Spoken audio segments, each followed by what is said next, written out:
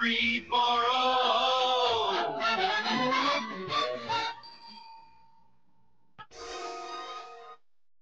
I am untethered and my rage knows no bounds.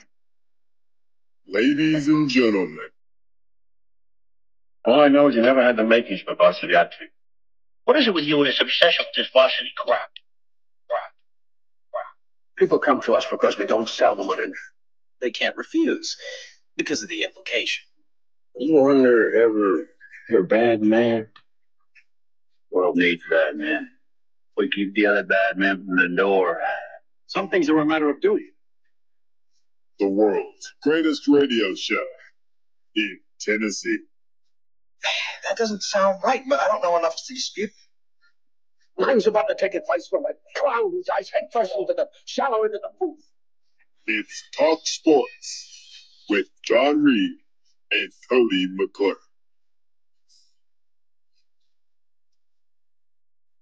If it is to be said, so it be, so it is. So it is. So it is. It's a Tennessee thing.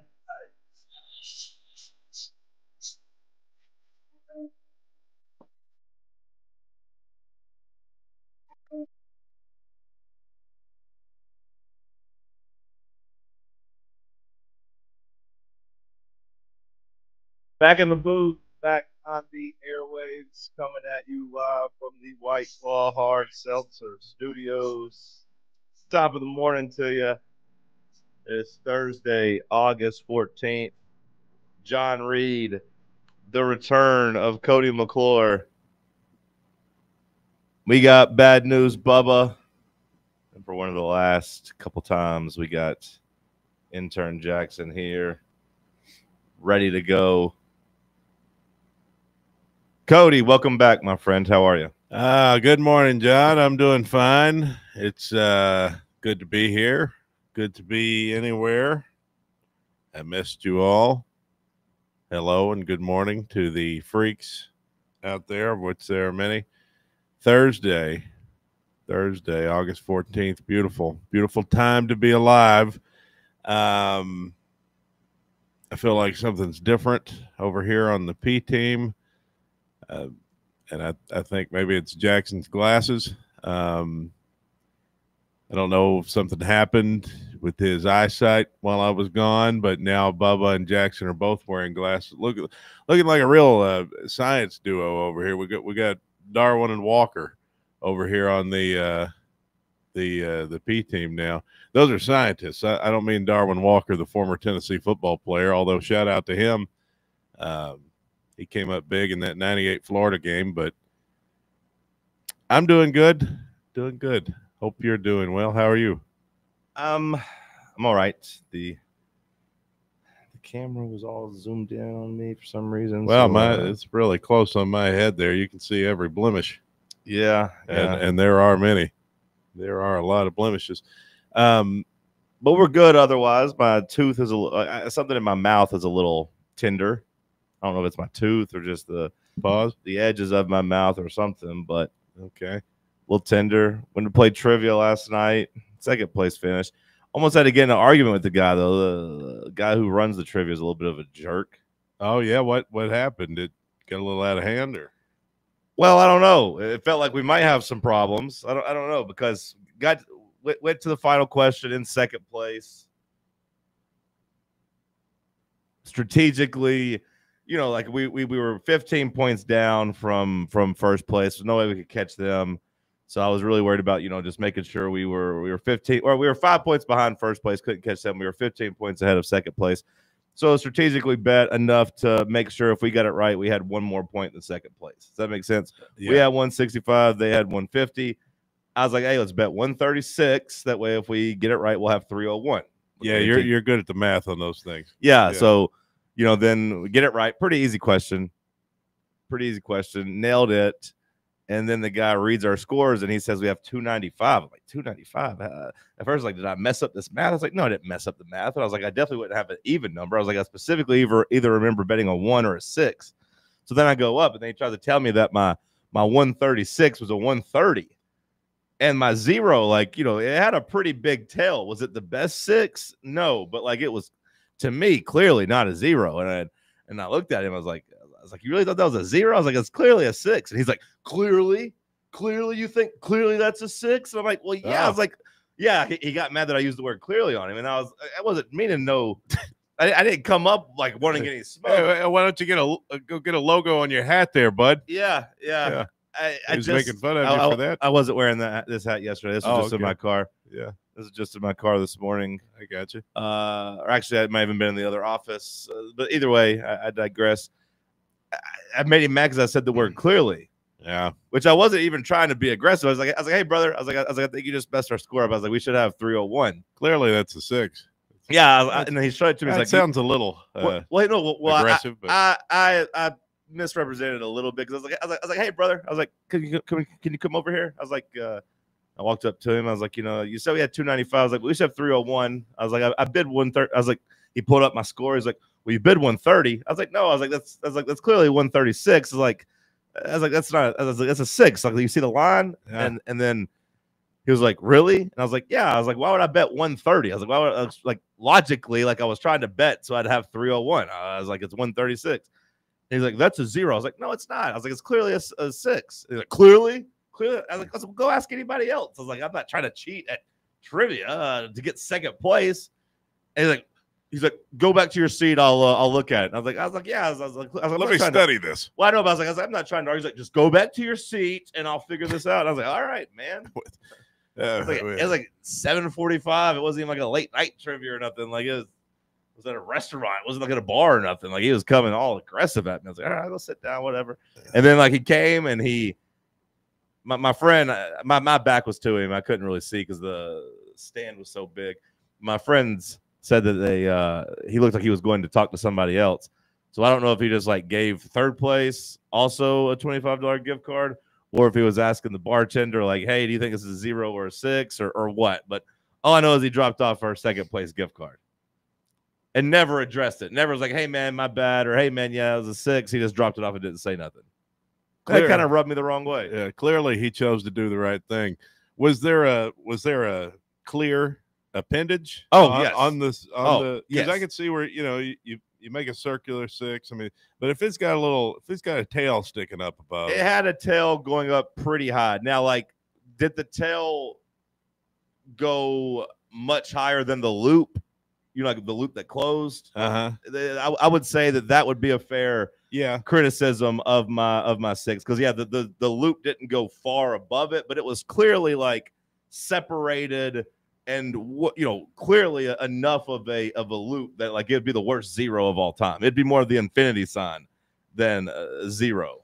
Yeah, like a Jesus fish more than a 0. I could see where it could get a little confusing if it wasn't a nice tail there above, but it should look like a nice cowlick there on the circular area. A real handwriting gate, it seems. But and again, I wouldn't have tried to cheat. I wouldn't have bet. I was like, what's the logic for me betting 295? Like, what's your logic there, brother? Like, what's the logic to bet 130? Like, you gonna think I'm an idiot and I don't know how to strategically wager?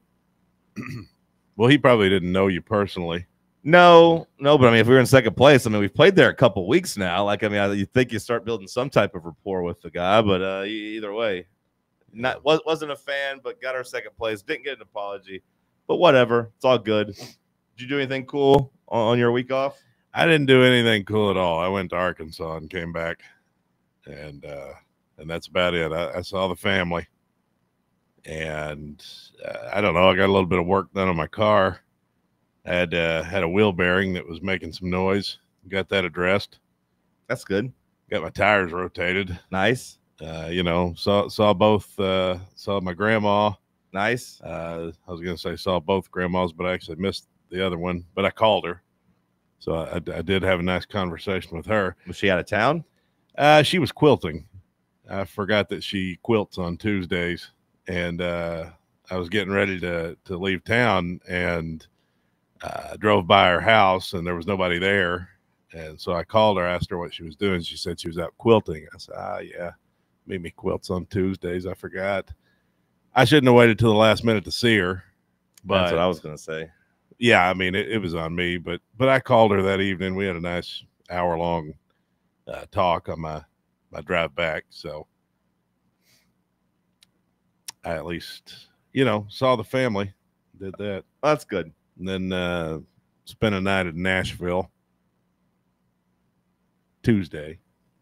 So that's good. I'm back now. How was it here? Did you guys have some good shows while I was gone? Some of the best shows ever, maybe? No, not best shows. No. Solid C+. Decent shows. enough? Yeah, C+, B- shows. Tim sat in? He played trivia. Yeah, I heard that didn't go well. Any big guests?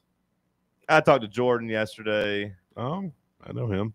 Yeah, we talked some NFL with Jordan. I talked some SEC with Jesse on Friday. So no big guests. Jesse went to the well a couple times.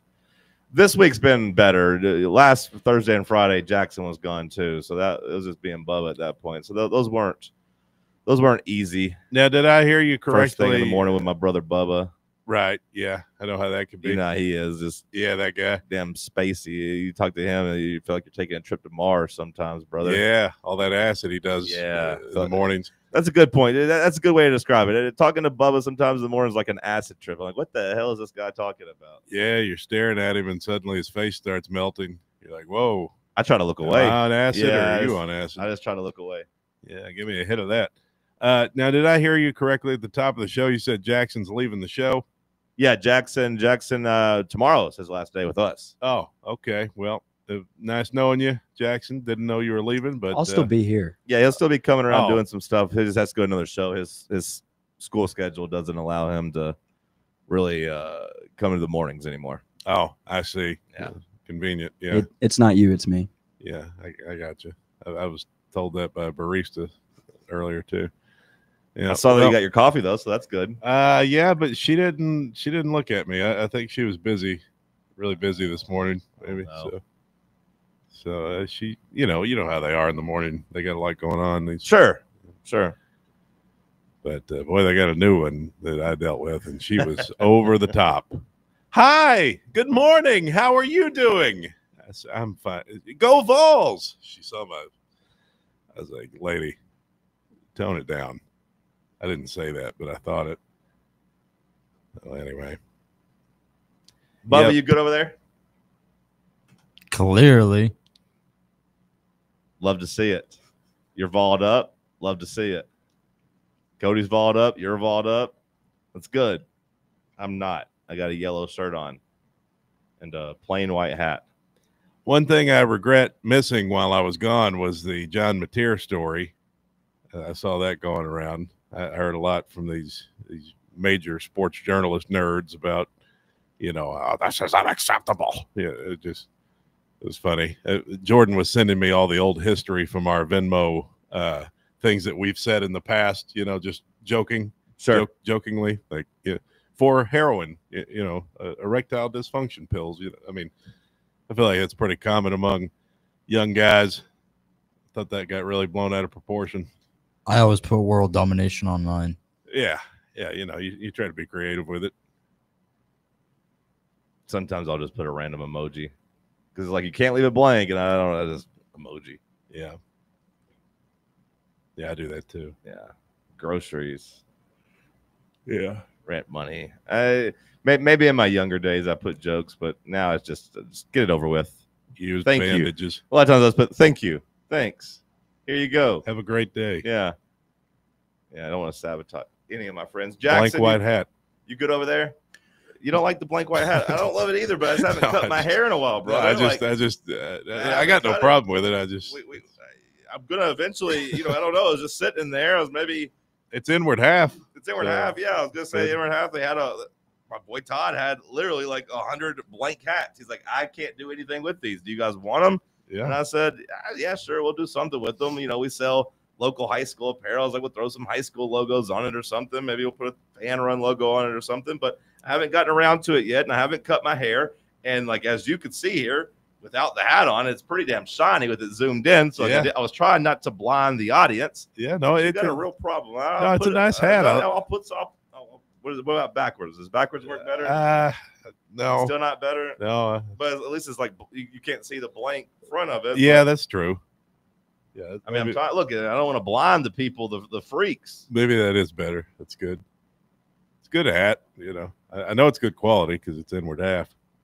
And that's what matters, really. Who needs a logo? You know, everybody got to have a logo these days. What about you, Jax? You go over there? Good as always. I'm a little sad that this is my second to last show. Yeah. You sometimes you say some dumb stuff. You know, I don't know how your sports takes are outside of, oh, I love the Chiefs. Oh, Patrick Mahomes. Oh, shut up and dribble. January 6th was an inside job. That wasn't my people. But like, you're a good kid. Ray Rice was a good man. I like seeing you. Everyone's entitled to a couple mistakes. She deserved it. You're nice to have around. You're reliable, so I'm going to miss you for sure. You put me in a good mood to see when I see you. I appreciate that. Most interns I can't say the same about. Like a lot of interns I see, and I'm like, oh, it's this guy again. But I see you, I'm like, oh man, Jackson, that's my boy. I appreciate that. It makes me feel good. I'm glad you'll still be around, even if it's not with us. You know, it's like we're breaking up. I want you to be happy, even if it's not with me. I do want you to find happiness. Well, we got some Tennessee news. The Adidas deal comes through. On threes, Pete Nakos talks about the quarterback battle. Kind of backs up what I said on Monday that made people so mad, just for the record. We'll let Cody get his takes off coming up after the break. Let's talk sports on FanRun Radio. Congratulations. You found sports radio that doesn't suck. This is FanRun Radio, Knoxville. A brand built in Tennessee and born from the love of the game. Inward Half revolutionizes golfing comfort. Crafted by a former pro and dedicated enthusiast just like you, our luxury performance wear guarantees you stay cool and comfortable through every swing and every day. We're not just a brand. We've set out to create a lifestyle for those who understand that impeccable style and premium performance are a hole-in-one. Enjoy the walk-in with Inward Half. Ready to launch your career? Axle Logistics is a leading third-party logistics company where excellence is an energy. With an award-winning culture, Axle proves that positive outcomes come from a positive environment and a work hard, play hard mentality. At Axle, the drive for success is infectious. And with an uncapped commission structure, hard work isn't just noticed, it's rewarded. For those with big goals and even bigger dreams, Axle Logistics is the place to start your career.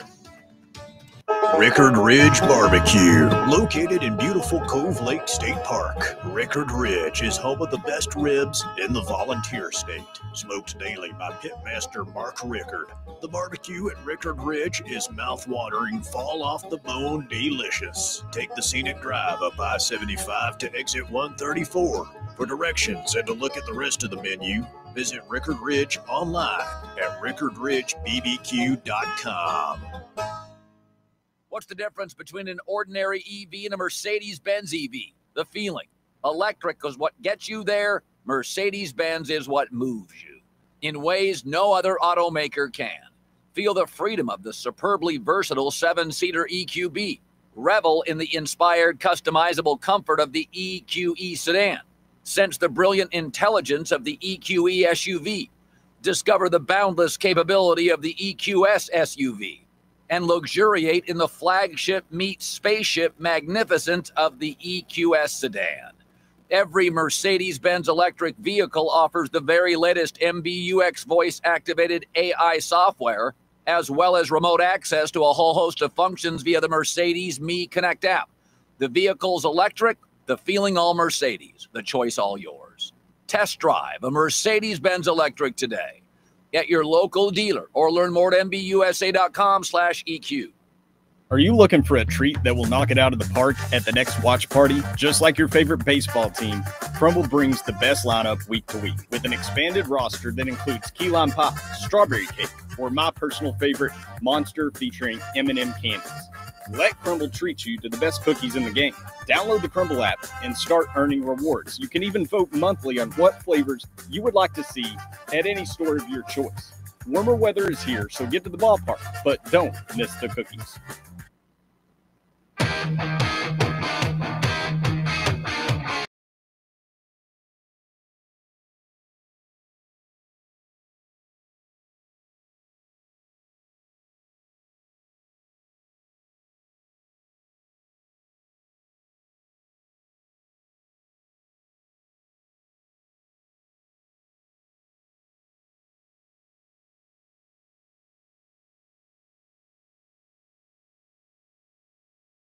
All right, Cody. Of course, you've been waiting for about a month, 2 months, 3 months for this to be official. It was May 14th when we broke the news that Tennessee and Adidas were in negotiations and headed towards a deal. That was May 14th.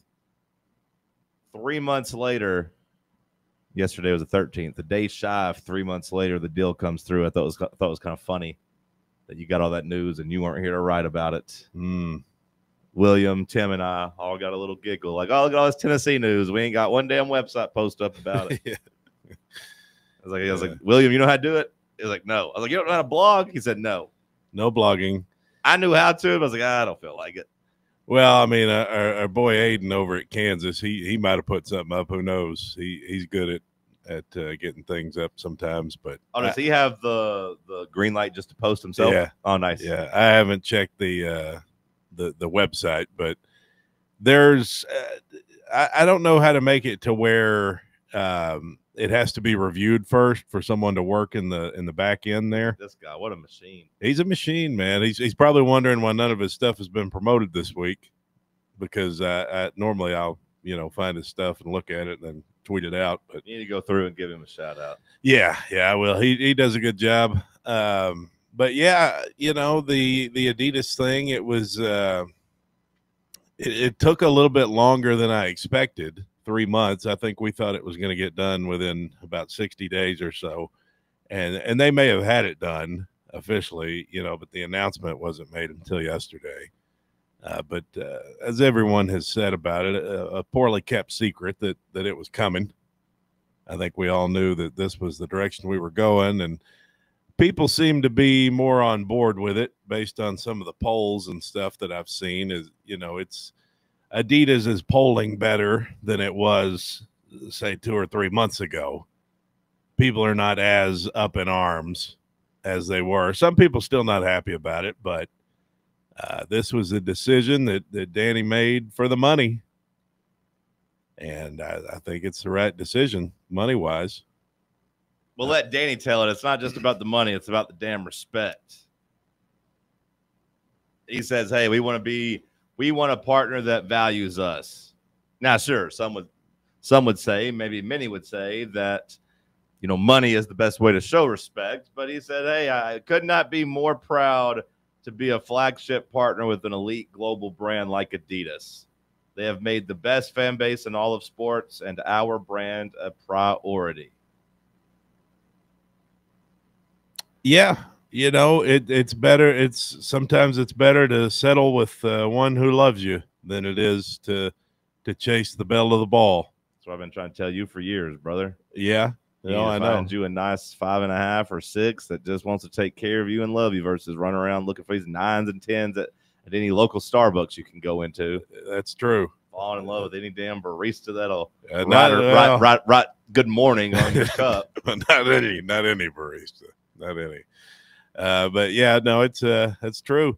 I thought from the jump when we first had the information, it's that it seemed like Nike was not valuing us, and that's Danny said as much yesterday. Yeah, when Danny put out his email, it was kind of like just a note to the fans of like, hey, you might not be happy, but like Nike didn't want us. They had a chance to counter, they had a chance to match. They didn't even do that. So we're going with someone who loves us.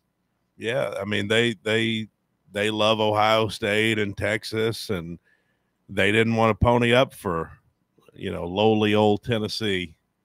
They didn't value us, and to me, I think you got to go with the brand that values you. Adidas showed that they wanted Tennessee, and so it makes sense to me that we would go that route. If you're worried about how the uniforms will look, by all accounts, Tennessee will still have creative control. They're going full Hulk Hogan. That to me, that makes me think that they'll be able to say, hey, this ugly jersey you want us to wear, don't work for me, brother. This ain't what we're going to do. We're going to control our jerseys in-house. We're going to tell you what we want, and you guys make them.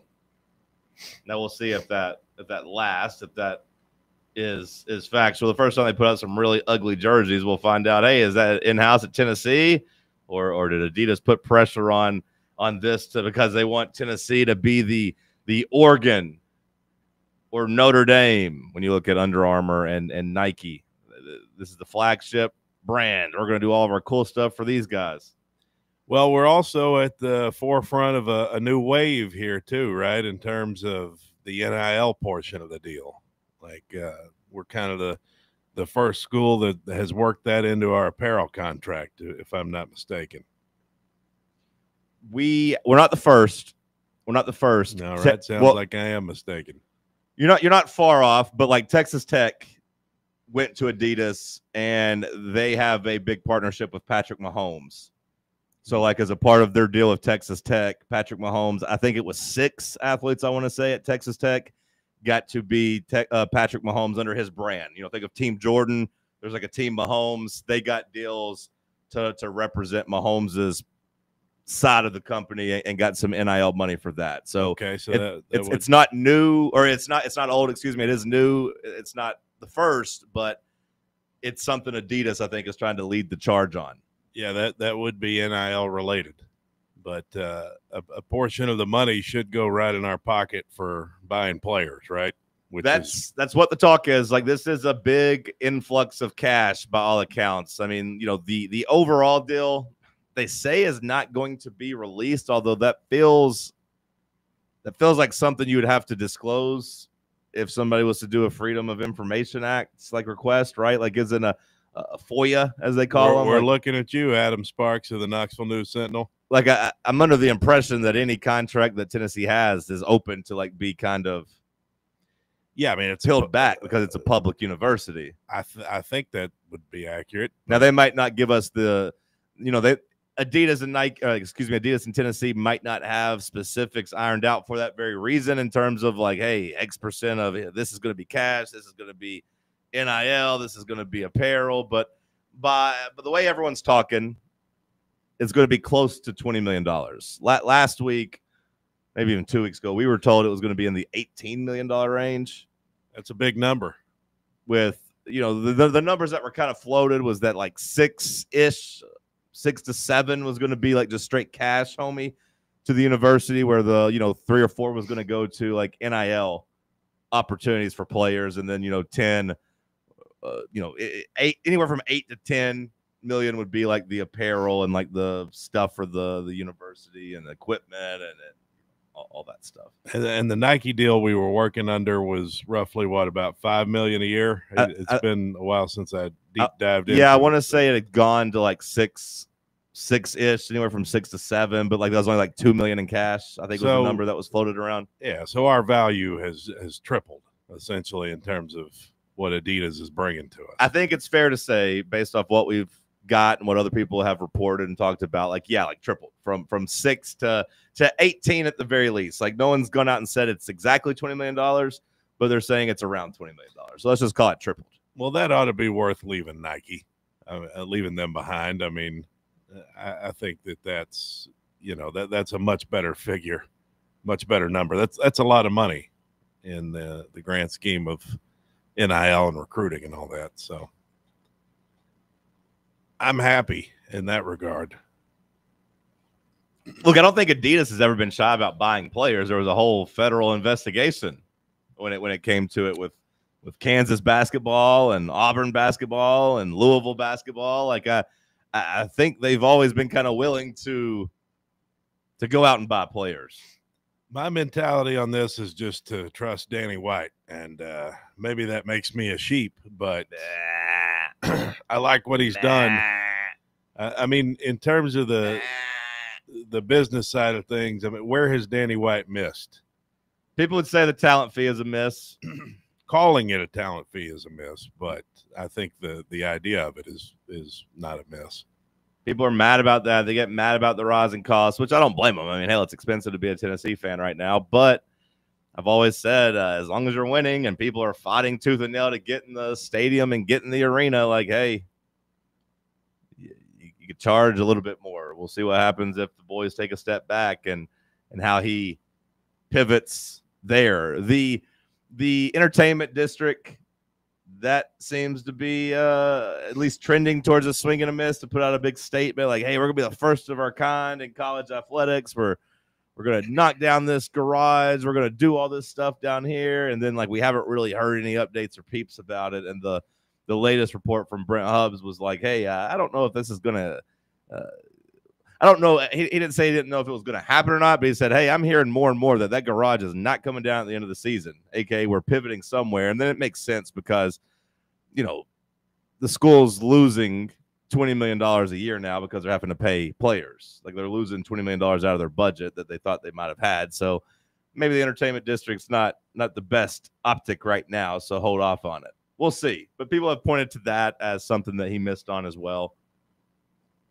I think Danny's pretty damn good. You know, we call him Dr. Danny for a reason. He's got to fix us up. He's got us healthy. He has improved, or he's maintained all of the sports. Yeah, I know he didn't hire Rick Barnes. Yeah, I know he didn't hire Tony Vitello. But he hired Josh Heupel, and all three sports are pretty damn healthy right now. And then, of course, the other sports on campus as well.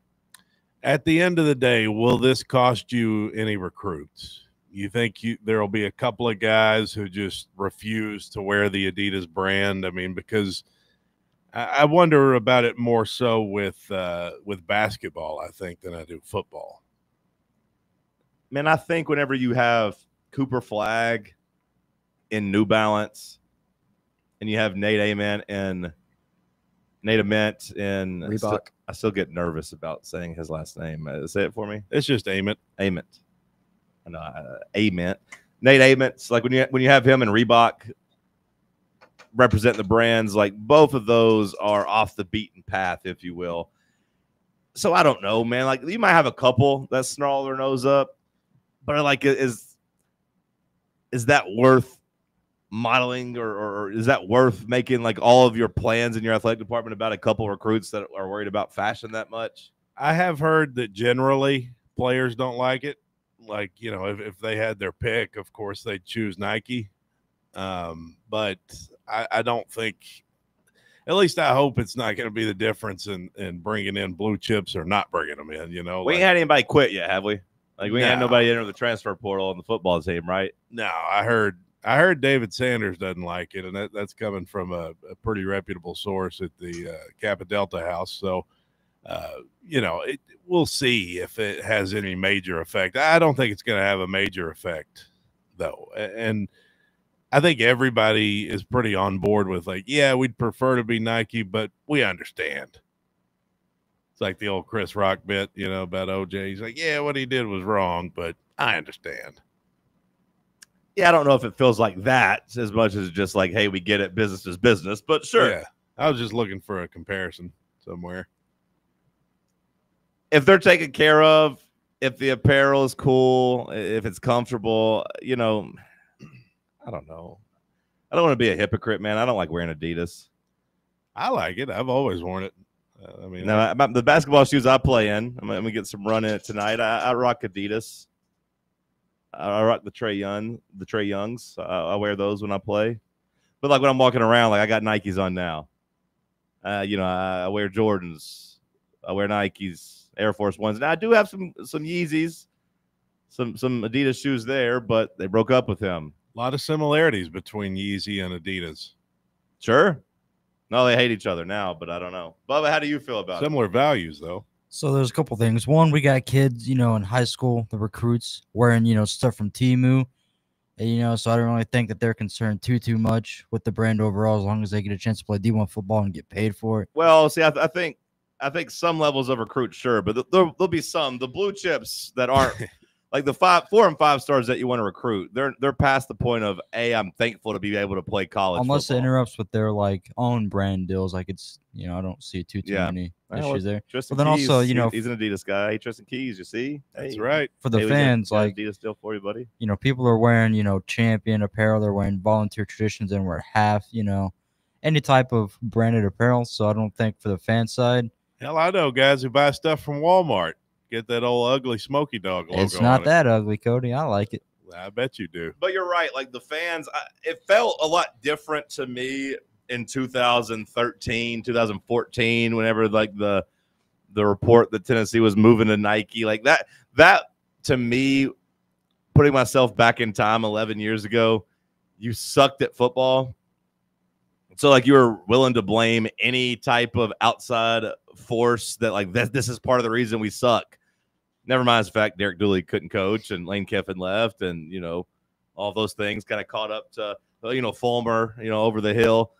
I think that affected our football program more than just like these Adidas uniforms we can't recruit because of Adidas. I think it was more so like, hey, you had the wrong guys in place. But I do remember back whenever we made the announcement we're moving to Nike, people got really fired up because you thought it was going to lead to bigger recruits. You thought it was going to lead to success.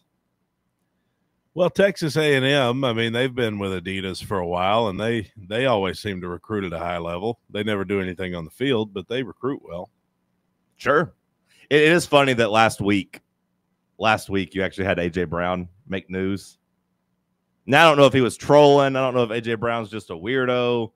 I don't know if he was even being serious, but he was talking about, being recruited, and he basically said, he's from Starkville, Mississippi. He's like, I wasn't going to Mississippi State because they had Adidas. Mm-hmm. He's like, I made that decision. They were eliminated because they had Adidas. And then he was basically like, it was either Ole Miss or Georgia. And then for Georgia, though, he said like, they wore black socks. He's like, I thought that was ugly, so I didn't want to play at Georgia either. Well, so I ended up at Ole Miss.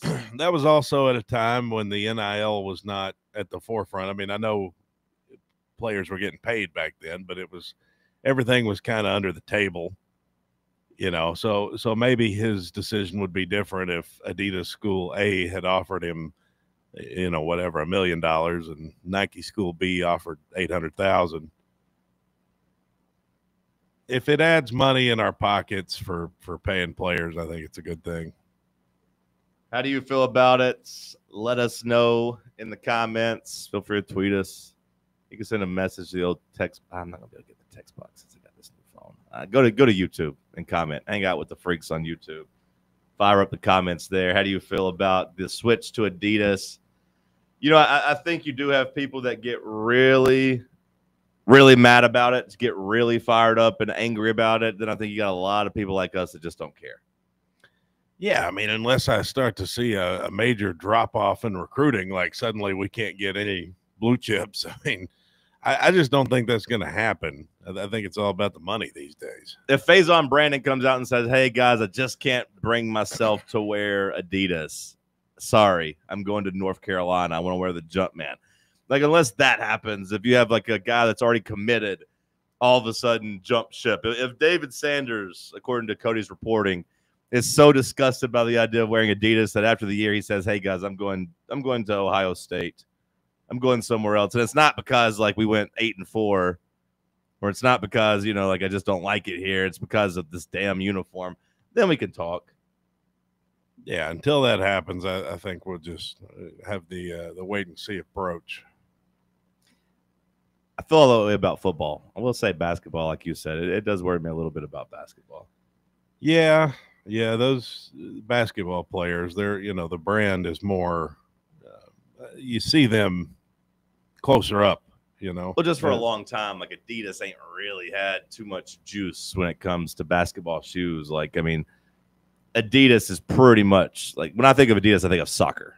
Like, it's pretty much where my mind has been for a long time now. Basketball, they're trying. I mean, they got Anthony Edwards. Okay, I guess. But, I mean, for Tennessee, the relationship with Durant, he wore some KDs. The Ja Morants are probably the coolest basketball shoe right now.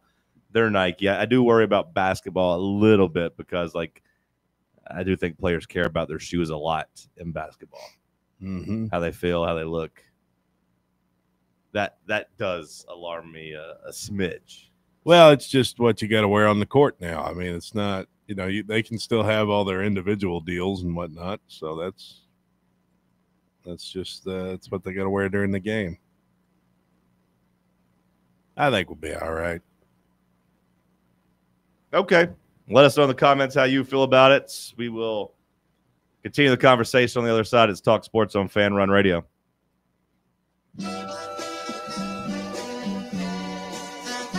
You're listening to FanRun Radio. the Sports Humans. Hello, is Tina there? Who's this? Yeah, this is Vince from the hit reality show Wives Don't Tell. Tina applied for our show to confess that her husband won't go to the doctor to get his erectile dysfunction checked. She said she's ready for a guy that can bring the heat. All right, what the hell is going on? You know you're talking to her husband right now? Tina! Well, she wrote the application that her man's performance is questionable. She's basically married to a coffee table. She also said, we live within driving distance to Men's Pro Knoxville, but he's too scared to get a blood test. Oh my, she is done. She is so done. Gotcha, Mike. It's nephew Tommy. Ain't no reality show. It's a prank. Men's Pro Knoxville is the real deal, fellas. Local experts, test results in minutes. Call 865-544-8220 or hit menspronknoxville.com before your lady books a new co-star. Men's Pro Knoxville, making it happen.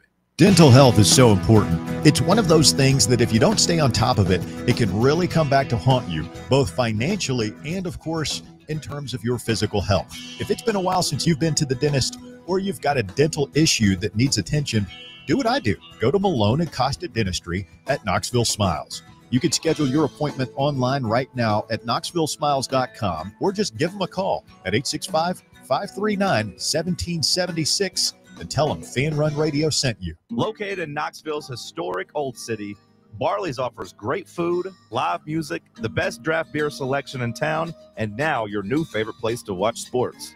Their indoor projector is perfect for any weather, and they've revamped their upstairs area with more TVs to take in all of the action. Their menu features hand-battered chicken tenders, juicy burgers, fresh salads, and the tastiest pizza in Knoxville.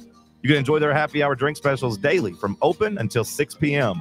Barley's Tap Room and Pizzeria. White Claw is taking hard seltzer to new heights with White Claw Surge. At 8% alcohol, White Claw Surge is a stronger wave of refreshment that doesn't compromise on taste. Available in 4 bold waves of flavor like ripe blackberry, citrusy blood orange, zesty natural lime, and tart cranberry. Check out your favorite retailer in-store and online for the White Claw Surge Variety 12-pack and 16-ounce single-serve cans. White Claw Surge. Please drink responsibly. Good morning. It's got heavier out here in the last few minutes on 40 East and West up by Paper Mill, right on schedule actually on that Solway Bridge as it gets heavier with that traffic volume headed towards the Oak Ridge area. Steady flow of traffic on Chapman Highway right now coming inbound out of Seymour. Hey, if your check engine light comes on, Google search Knuckle Busters Amco Knoxville. Amco serving East Tennessee since 1962. I'm Commander Chuck with your on-time traffic.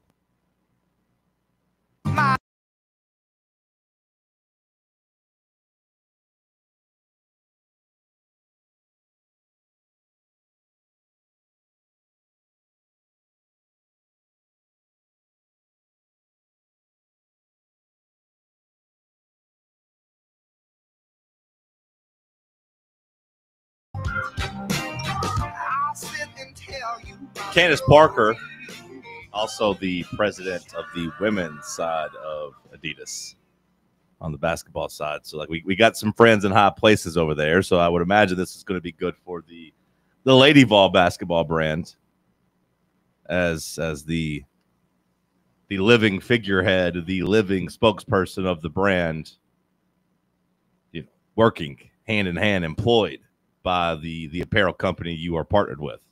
Well, they got a little controversy over there right now, don't they? Do they? What is it? The Lady Vols. Ruby, what Whitehorn? Is that her name? So she was in some hot water over the weekend. I feel like Ruby Whitehorn, you know, and Chris Brazel, that they each, I don't know if they masked each other a little bit. Where, like, you know, hey, it's like 2 players got arrested, or if, like, you know, Chris Brazel was defending her a little bit, overshadowing her a little bit because we only cared about football. We didn't really talk about the basketball, Lady Vol stuff. But, yeah, I don't know. But, yeah, 2 of those came out over the weekend, 2 arrests. What are you going to do? What are you going to do? Just kids being kids. No, I don't want to downplay it. The Brazel stuff, I said, do I think driving on a suspended license is smart when you know it's suspended? No, I think it's dumb. Do I think? We've all been there. Do I think reportedly giving a cop your passport and saying you left your ID at home is smart? No, I don't. Who the hell has their passport with them and not their ID? Like, that's a weird question. That's a weird thing. Maybe somebody trying to get out of the country. Maybe. Chase writes in, can you name the last Adidas school to win a natty in football? I believe the answer is Tennessee. I believe. Well, from what I saw people, breaking down yesterday, I believe the answer is Tennessee. I mean, it's not a lot of them. I mean, I know the point he's trying to make is that it ain't really happened. Ain't really happened in the last 25 years. Is that 01 Miami? Were they Adidas at the time, or? I don't think they were. I don't know. Yeah, I mean, I don't know what the answer to that is, but to me, that doesn't necessarily mean anything. Yeah, on the flip side, you could be like, hey, we didn't win any national championships when we weren't with Adidas, in modern football. When we're going back to the place we've shown we can win a national championship. I mean, I don't know. I don't give Ohio State. To me, Ohio State didn't win the national championship because they were wearing Nike. Yeah, I think most of these teams that have won national championships didn't do it because they were wearing Nike. I don't think Alabama won it because they were wearing Nike. No, they had Nick Saban. I don't think Michigan won it because they were wearing Nike. Like, I don't feel that way. I understand the points, and, this is going to fall under Cody would always talk about correlation and causation. Like, oh, yes. Do I think, and maybe the better argument would be like, do you think Ohio State would still win the national championship if they were wearing Adidas? Like, do you think Alabama still would have been Alabama with Nick Saban if they were on Adidas? Yeah, I do. So if you do, then like, okay. Because if your point is like, hey, those type of schools don't cheapen themselves to go to Adidas, like that's a fair point, I suppose. Now, you could also say that Nike prioritizes those schools and gives them the contract they deserve and pays them. Like Nike and Ohio State have a pretty big relationship. I don't know what the Alabama one is, but I know the Ohio State one was pretty damn big. It's not about the logo on the front of the jersey. It's about the name on the back of the jersey. I would say it's about the logo on the front of the jersey too a lot. Like not the Adidas or Nike one, but just like, hey, the Ohio State horseshoe, or not horseshoe, but little flower. What the hell? A little Buckeye, whatever the hell the logo looks like is. a little weed symbol. Yeah, the little weed symbol. I was thinking the horseshoe because, of course, they play in the horseshoe. But, like, I think the brand matters. And I do think Tennessee can hopefully be bigger than just the apparel company. Like, I hope that the Tennessee brand nationally is so rehabilitated that not that we're going to be Ohio State or Alabama football level. We don't have a Nick Saban. And like I said, I don't think Ohio State won because they were in Nike. I think they won because they had a bunch of money that they could spend on athletes and that they've been a blue blood and like a premier program for 40, 50 years. I think that has more to do with it than like what they were wearing. I don't think if Ohio State switched to Puma that they would all of a sudden take a step back. I think they would still be doing the same thing. Ohio State and Alabama, yes, both traditional big-time brands. Is there anybody else you could point to that I think it would be fair to say that Oregon has had a lot of their success because of Nike, but I think that's a different conversation. And Oregon hasn't won a national championship. I mean, they've been to a couple, but I mean, I think Oregon definitely has been helped by Nike. It is a passion project of the, founder of Nike, though. Like, well, that's why I say I think that's a different conversation with them. It falls under the made a priority checkbox. You know what I mean? Like, were you made a priority by Nike? Yes. Okay, then you're Ohio State, you're Alabama, you're Oregon. Like, you're going to be near the top. Were you made a priority? No. Okay, here's all these other schools that wear Nike that have never won a national championship. And maybe maybe the point is true that an Adidas school hasn't won a national championship in a long time, but it hasn't been all Nike schools, right? I mean, when Auburn won theirs, wouldn't they have been under Armour? 2010. I feel like Under Armour was a big thing. 2010. I know Auburn had a deal with them for a long time. That is correct. And then you've got, I mean, Michigan. They were wearing the Jumpman, right? The Jordan brand. I believe that is also correct. Yes. So does that fall under Nike or? It does, but like I always think the Jumpman's weird when it comes to football. Like I don't like it. It does look weird on the jersey. I like it with basketball. I'm not even trying to convince you. If you don't like it, that's fine. Like to me though, like I think you don't like it because you don't like wearing Adidas stuff. I just don't think you think Nike is cooler, and that's fine. And I think you're thinking, hey, if I think Nike's cooler, so are recruits. But like, I would also say that like I don't think Nike has the same pull culturally now as it did 20 years ago, 15 years ago, 10 years ago. I'd say it's been lessened a little bit. I think people are worried about recruiting. I think fans who have a problem with it are worried how it's going to affect us in recruiting. But I keep going back to the money. You know, do you actually think that's it though? Do you I think people believe that. Do you think the actual majority of people think it's going to negatively affect recruiting, or do you think it's just like, hey, I think Adidas sucks, I think Nike's cooler? I don't know if it's a majority or not. Because I find myself thinking most people just think, hey, Nike is cool, Adidas isn't. I mean, I've just heard and seen enough comments about recruiting that I do think it's a concern for people. I don't know if it's a majority or not, but I think that at the end of the day, though, like I just keep going back to the money. More money, more cash equals buying better players would be the hope. And if we're going to get to a championship level, we're going to have to be able to do that first and foremost. You win with the Jimmies and Joes.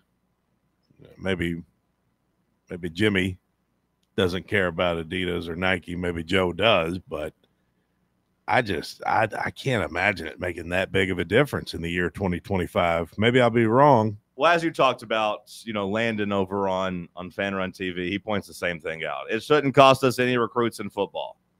A&M's classes the last 5 to 7 years, top 10.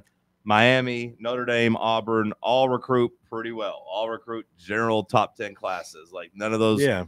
I know Auburn just now switched back to Nike, but they hadn't been for a long time. Like that's why I'm saying like I know people are saying recruiting, but it feels like they're using that as a convenient shield to just be like, I think Adidas sucks, I like Nike better.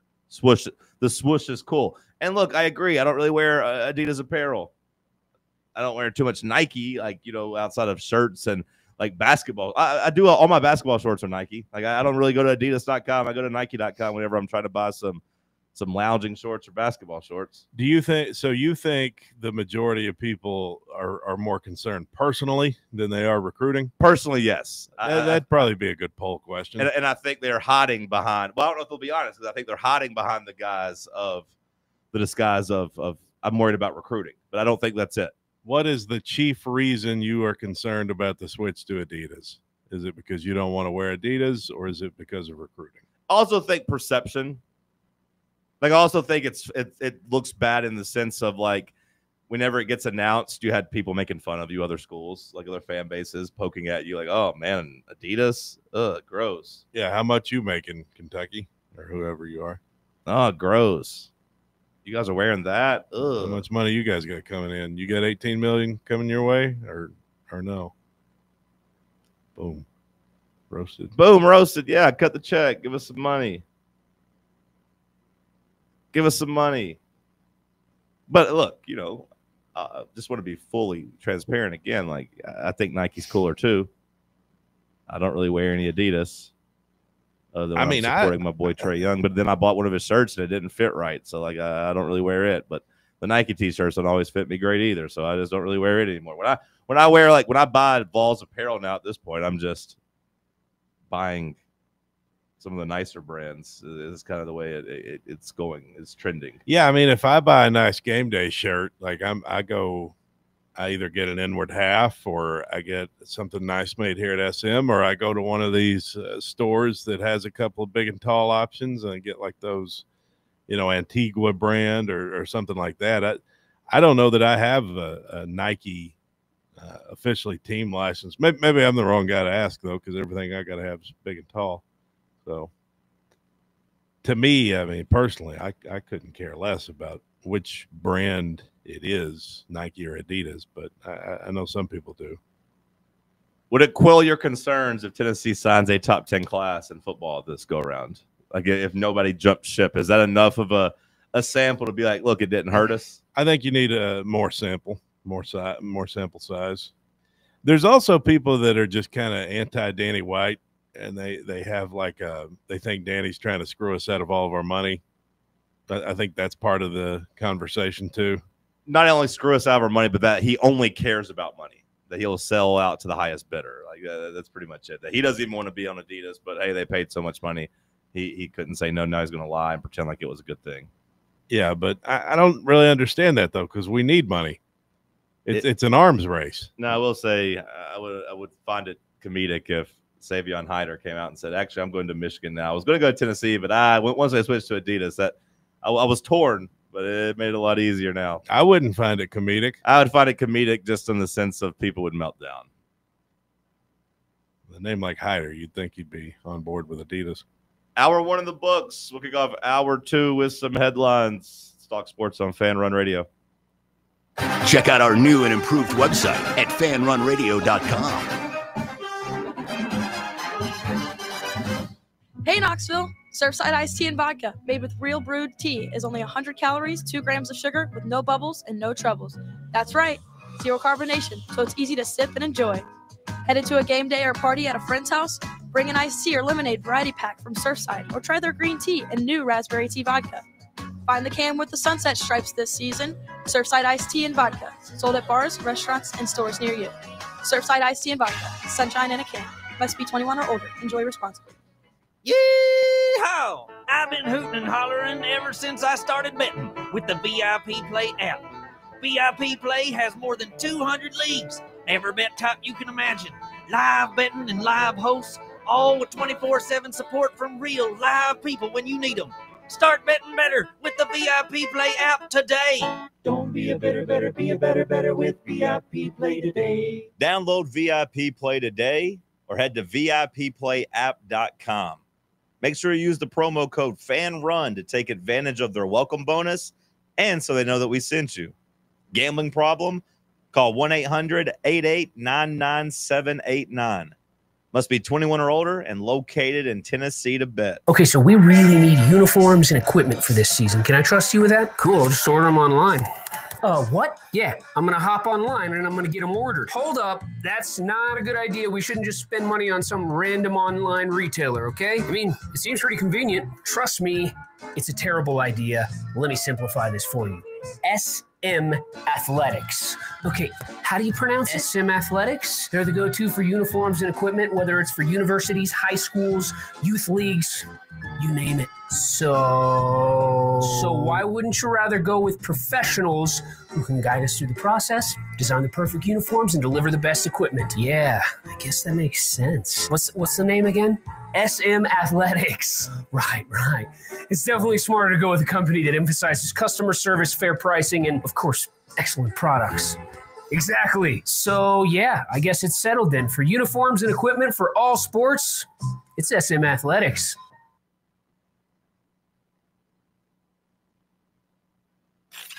Now, it's time for your Atlanta Braves morning update, presented by Tidal Wave Auto Spa. Get clean car happy at any of the 250-plus Tidal Wave Auto Spa locations today.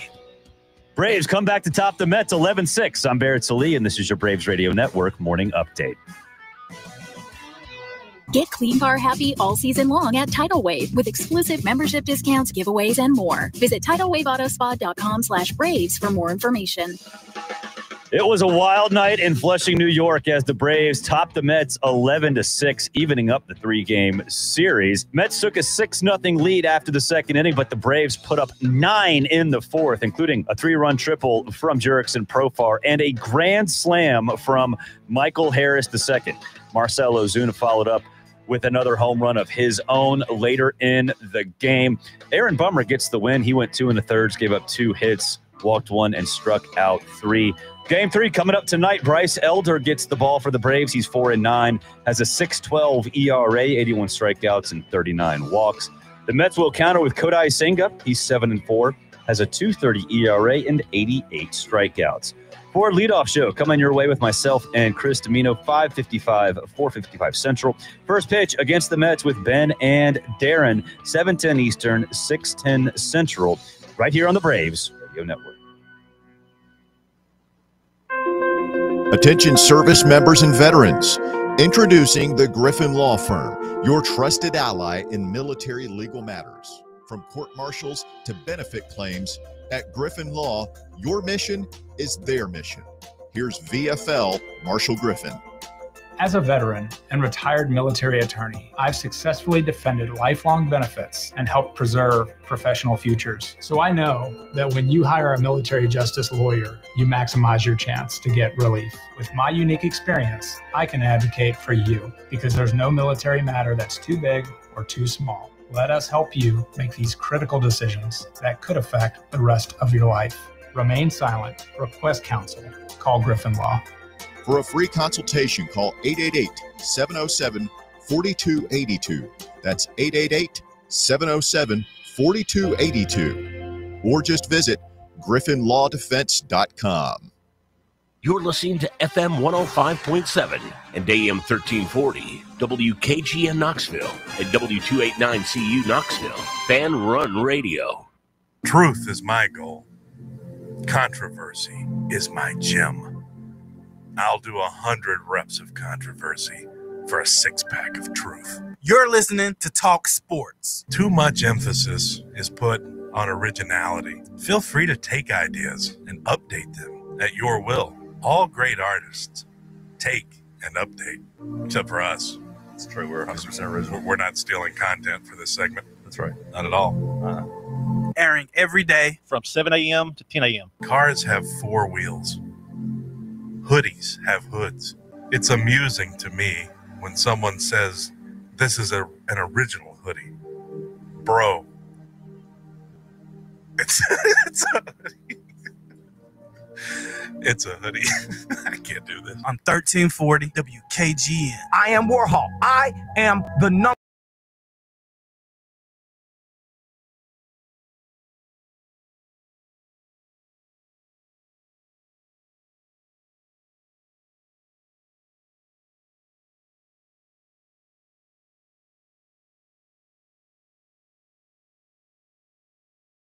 Here in the White Claw Hard Seltzer Studios.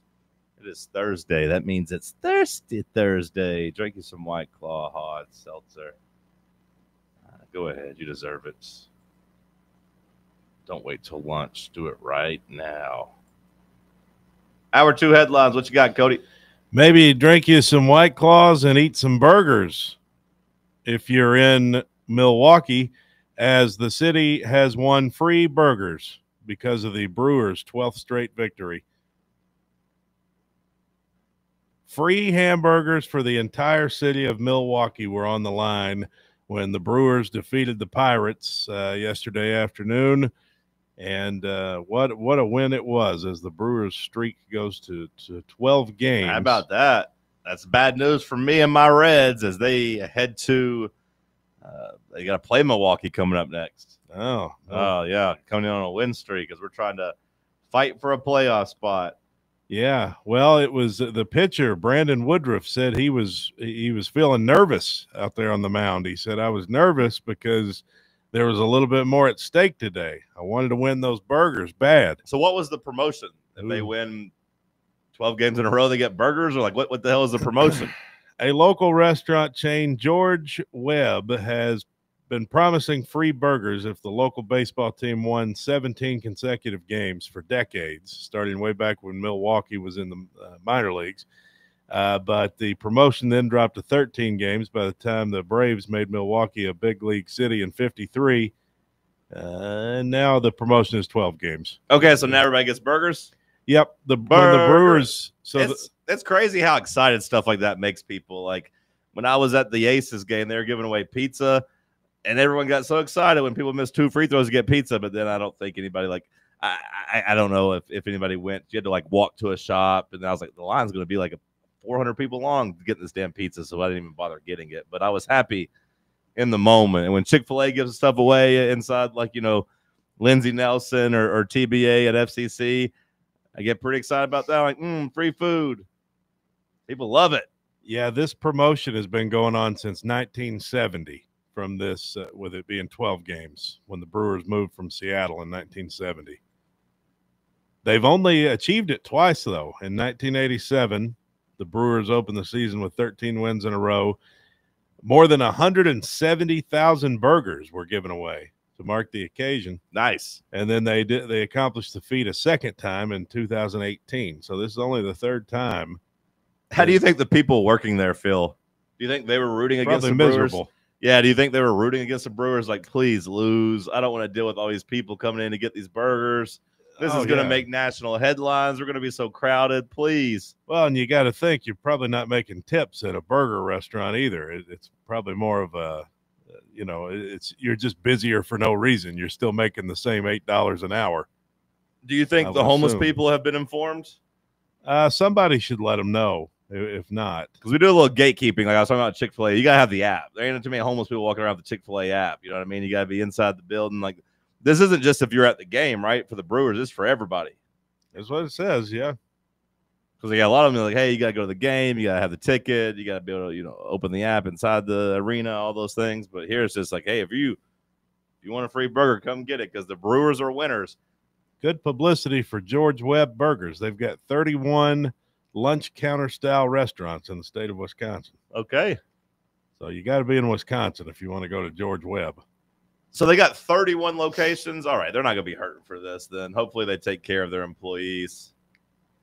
Yeah, I'd say so. Well, Jerry Jones says he has no tumors after having stage 4 melanoma. Says an experimental drug saved his life. I was saved by a fabulous treatment and great doctors and a real miracle drug called PD-1 therapy, Jones told the Dallas Morning News. I went into trials for that PD-1, and it's been one of the great medicines. I now have no tumors. Jerry Jones, 82 years old. They were detailing this in the 5th episode of the Netflix documentary on America's Team, the Gambler and his Cowboys. Any interest in the Cowboys documentary? I've been hearing a lot of good stuff about it. That it's a really good documentary, and they got the heavy hitters from that era obviously to come and talk about it. But I mean, like, I feel like anybody my age, if you're a kid growing up then, I feel like everyone kind of gravitated towards the Cowboys and the Bulls and everything because you had a couple of dynasties going on at one time. I used to love those Cowboys. I mean, Emmitt Smith jersey, Troy Aikman jersey. I'd rock it in first grade. A lot of Cowboys fans back home where I'm from, they actually have a segment on the local news every night on the Cowboys. Really? Even though it's in a totally different state. Because of Jerry, like his Arkansas ties, or just? That's probably part of it, but there's always been where I'm from, it's like 5 hours to Dallas. So it's not. That's close to team then, right? Yeah. Not far. Well, yeah, either there or some people are Chiefs fans, a lot more now, if you know what I mean. Sure. Used to be a lot of St. Louis Rams fans. I don't think nearly as many people stuck with them when they went to LA, but America's Team. But no, I've heard really good stuff about the documentary. I've heard really good stuff. And it says it actually makes Jerry Jones look cool again. Like, Jerry's been kind of a punching bag for the last 7-8 years. It says it reminds everybody that, this guy's pretty cool. What did you make of him coming out and basically saying, like, he does some of the stuff he does for publicity? I think it lines up. I mean, I think that's part of why he's so famous. I think that's part of the reason the Cowboys are so famous. I think it's all connected. I have no problem with him admitting it. Like, I mean, the guy does like 3 radio hits a week during season. Like, I think it's very clear that he likes publicity and being out in front of the camera and being the Cowboys owner. Pretty wild. Jerry has the power to get radio hosts fired.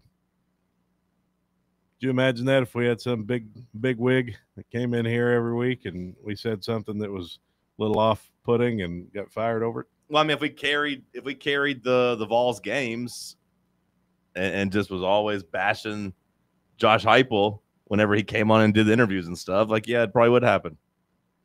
There is a little bit of a relationship there that you have to kind of at least be cognitive of. Like, you don't want to be somebody that carries water or whatever, but like they were being pretty combative with Jerry. Now, I don't think they were doing anything necessarily unfair, but hell, Jerry's an old man that ain't going to put up with it. Jerry's a billionaire. He's like, I'm a billionaire. You think I'm going to listen to some guy making $60,000 yell at me, tell me I'm an idiot, tell me I'm a loser? I'm not a loser. I'm a billionaire. I'm Jerry Jones. You ever heard of me? I really like Jerry Jones in season 1 of Landman. I hope he makes another appearance in season 2. They're filming, or I think they finished filming. I think it's coming around the corner. I believe the documentary America's Team, The Gambler and His Cowboys, I believe it's debuts August 19th on Netflix. Okay, well, that's just 5 days. Get your popcorn ready for that one. A lot of performers on it. Like when you look at like the guys from the 90s, I mean, Michael Irvin, he's a personality. Troy Aikman, maybe the best guy doing, play-by-play right now, or, color commentary, doing booth analysis. Deion Sanders is a celebrity. He knows how to work a camera. Oh, certainly. Jerry Jones, Emmitt Smith, getting all those guys on camera, that'd be pretty cool. Did you guys discuss Roger Goodell teasing a college football red zone? No, I don't think we really mentioned it. Now, like, is there not already a college football red zone? Don't they have something called ESPN Goal Line? Is that a thing? Yeah, no, it used to be a thing. I don't know if it really. Heard of it. You've never heard of ESPN Goal Line? I don't think so. Is that the gist of it? It's a college football red zone? Yeah, but like it always kind of sucked because they can't show all the games. Like red zone works because it can show every game from the window. Right. Goal line sucked because like, hey, the game's on Fox. I can't really show you those. Can't really show you the SEC stuff on CBS either. Here's some Wake Forest, Clemson highlights. Let's check it on this 30-point beatdown. Yeah. Well, Roger Goodell said with ESPN purchasing the red zone name, they'll be able to utilize that for other sports, including college football. Could be an exciting thing for our fans to see a red zone, maybe in college football or other sports. Well, that'd be cool. College football red zone. I don't think it would be. Again, we've seen it. Now, if they were able to go out and pay Fox and pay CBS and pay these other entities to show their games, and then you have like a true like nationwide red zone, but like I don't see why it would benefit Fox and CBS and their advertisers to let them do that. So like it would just turn into like, hey, here's 3 SEC games at one time. Which I mean some people might care about, but it doesn't get me excited. That's basically what it would be, huh? Yeah, I know how to work a remote. Yeah. The other difference, of course, between that and red zone is like red zone with the NFL, Cody, you don't get most of those games. You know what I mean? Like you're getting access to games you otherwise wouldn't get to watch. With college football red zone, like all those games would already be on TV. So yeah, I mean, I find it to be pretty useless. Okay then. Well, a couple of notes about Vols. Arian Carter and Jamad McCoy on the Bednarik Award watch list. Miles Kitzelman on the Mackey Award watch list. Let's see. I'm just going back through the news here. Did you guys discuss Texas Tech landing the #1 recruit? I'm sure you did. That was like, I think we discussed that like 2 weeks ago. Did we? Okay. I feel like we did. All right. Deshaun Bishop, he's expanded for a bigger role this season. John Mateer refutes the allegations. Okay, we're pretty much caught up. And then we'll get to some fresh news here. The Celtics, the NBA has approved the sale of the Celtics to the Chisholm Group in a $6.1 billion deal.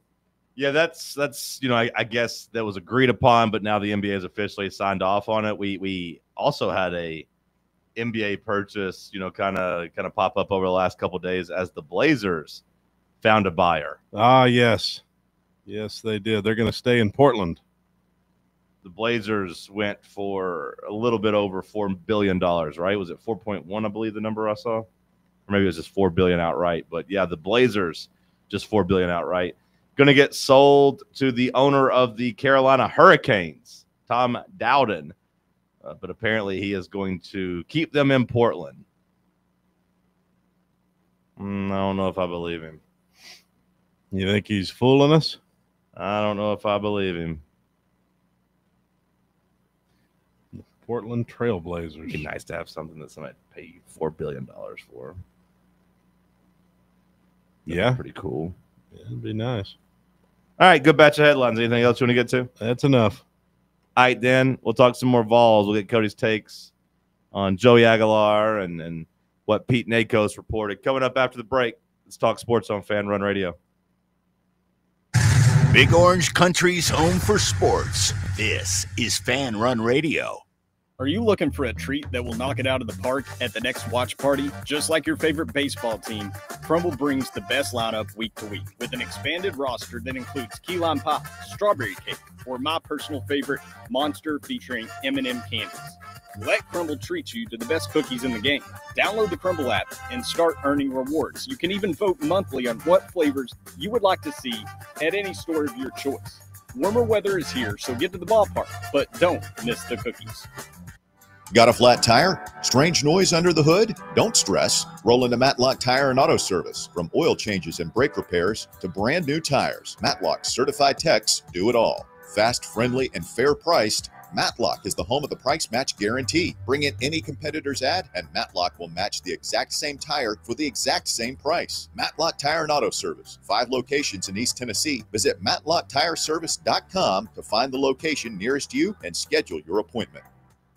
Running a business, coaching a team, planning your next big event, you need more than just gear. You need SM Athletics and Logo Solutions. Custom uniforms, branded apparel, promotional products, done right, done fast, and built to show off your brand with pride.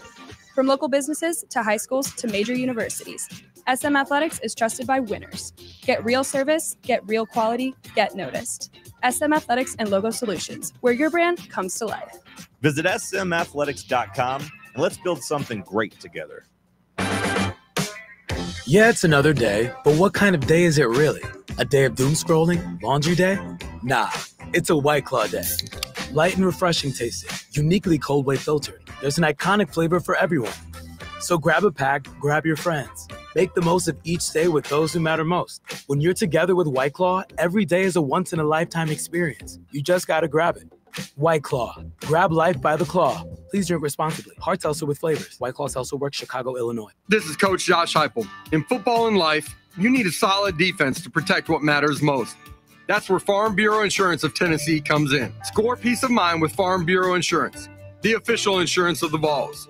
They're your line of defense. FBITN.com. This is Baseball VFL Cody Brown. Farm Bureau Insurance is the official insurance of the Tennessee Vols. I'm here to be that line of defense for all your insurance needs. Give me a call at 865-992-3871 and go Vols. Good morning, Alcoa Highway. Pretty crowded now with that volume northbound up by Topside Road. All that traffic trying to get out of Blount County into Knox County. Couple of wrecks out here in the clearing stages, still building down I-75 southbound through Campbell County and Anderson County. A little bit of radar in both of those counties a little bit earlier. Turn your gold and silver coins into cash at Fountain City Jewelers, located in the heart of Fountain City. They're right there next to Litton's. Go see Mark Enix today. I'm Commander Chuck with your on-time traffic.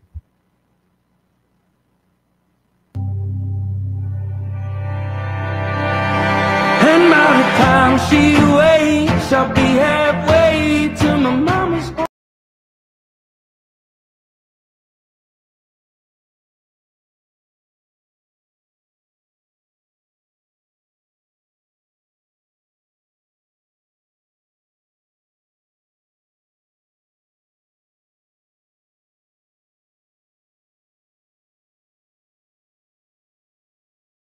Strategic release, I thought, by the University of Tennessee.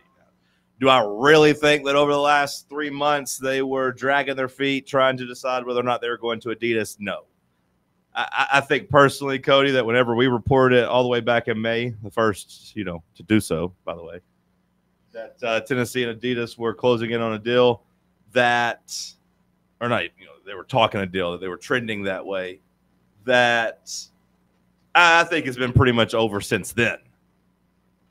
Trying to do the big J, but it kind of looks like an L. I was wondering why you're calling yourself a loser. Yeah. But to me, it kind of feels like I'm sure there were some details to iron out, especially if you're getting NIL involved in it and players, and that's going to be a little bit more hoops to jump through. But I can't help but think that it was also like, hey, we're going to strategically drag this as close to football season as possible. to give the audience, give our fans 3 months to kind of get used to this idea, for it to become a foregone conclusion. Because I mean, all the outrage happened whenever we reported it in May. You know what I mean? Like that's when everybody's like, "Oh my God, no!" And then there's nothing else going on. You're right off the heels of the Nico deal, right? Yeah, right. The baseball team isn't trending towards a national championship. Vibes weren't great in May. So then you fast forward 3 months. You let people kind of again let it become a foregone conclusion. You drop it 2.5 weeks before the season, and then follow it up pretty much immediately with the leak from Pete Nakos on 3 that Joey Aguilar is going to win the starting quarterback battle. Yeah, great job by the PR team over there, by the media department. They know what they're doing. Let's move the fan base off this Adidas stuff and get back to talking quarterbacks. They'll be proud to know that we are appeasing them. We recognize their game. We are familiar with their game. Well, it lines up with what we said here on the air on Monday, Bubba. When we came in here and said, "Hey, quarterback battle's over." I was told that over the weekend, like, "Hey, it's wrap now." Bubba's busy right now. He's playing Candy Crush. It's going to be. That's very wrong. I've been going through every FBS team in their brand deal. Okay. What have you learned? I guess he told you. There's a lot of smaller teams, so we will be the biggest name. But we'll have, hopefully similar vibes to FIU, who has some really cool alternates. I don't know if you've seen their Miami Vice ones or not. FAU as well. Looks like there's egg all over your face, Cody. FIU. Florida International. I know what it stands for, Bubba. Yes, sir. Remove the I, and that's what I'm saying to you right now. Attitude adjustment? Disagree. What'd you say? FIU did Miami Vice uniforms? I want to say they they like did. Pink and black. Oh, I see that. Yeah, I hope we don't do anything that's weird like that. These look kind of silly. I think people will be mad if we do something like that. But hey, we'll see. We'll see how people feel. We'll do a Smoky Mountain version. Yeah, I mean, these are kind of cool, but you can get away with this in Miami. It's not really something. Well, when you're FIU and nobody's really watching. Yeah, nobody cares. You don't really have any traditionalist FIU football fans. No. I mean, what do you know about FIU? Because I know very little. Were they the ones that had the big fight? Was Mario Cristobal there and got the big fight? That happened, yeah, a few years ago. Like Butch Davis, there was a fight down there, I feel like, a decade ago or something. Didn't they name their stadium after Pitbull? Was that them? I believe so, yeah. So we know a little bit about FIU. Yeah, Pitbull Stadium. I'll be damned. But we were told, I talked about it on Monday, led to people calling me an idiot on the internet, that the quarterback battle was over. And now you have a national guy, Pete Nakos, coming out and pretty much saying the same thing when nothing's really changed. We have a second scrimmage tomorrow. We'll have a second scrimmage tomorrow. So, you might get the official announcement from Josh Heupel after that. But, Pete Nakos, national guy, plugged in at Tennessee, came out, dropped the report. It's Aguilar, trending that way. So I guess you're leaving yourself a little wiggle room in terms of barring some type of injury or an 0 for 15 day where he throws 10 interceptions in the scrimmage. We're headed that way. Cody, how do you feel about it? Did you say that it was over? Is that the way that you phrased it? I said that. Well, the way I phrased it was that Merklinger has basically been told, it's over for Merklinger. I said you could believe that McIntyre has a 10% chance of winning the job, but I was like, he's not winning the job either. It's Aguilar. Yeah. Which is essentially what I was told, and essentially now what Pete Nakos is saying as well. Well, the last time I was here, we discussed the quarterbacks quite a bit. Right. And, I mean, this is basically what I expected. It's not really news to me. I would have been pretty shocked if it had been anyone but Aguilar. Yeah, you were consistent with that. Now, I kept saying I thought it was an actual competition, and I still think it was an actual competition. The reports are that in last Saturday's scrimmage, Merklinger got to go first with the starters. He kind of got to start the game, if you will, but that he was just so bad and just didn't have a feel for being a quarterback that he pretty much eliminated himself. He was just. Well, and that's where the experience factor comes in. Yeah. Albeit at a smaller school or whatever. Like Joey Aguilar knows what it's like to play team football at the college level on the field, which I think that carries a pretty good amount of weight. You got to learn that. I mean, it's a much different thing to do from high school, working yourself into the college game. And so he brings that experience. Maybe Merck will get there someday. I don't think it will be at Tennessee. At BYU. Yeah, I was going to say, I don't know about BYU. I don't know if Utah State. I was trying to think of somewhere random. I didn't mean it literally. BYU, they probably have it figured out there.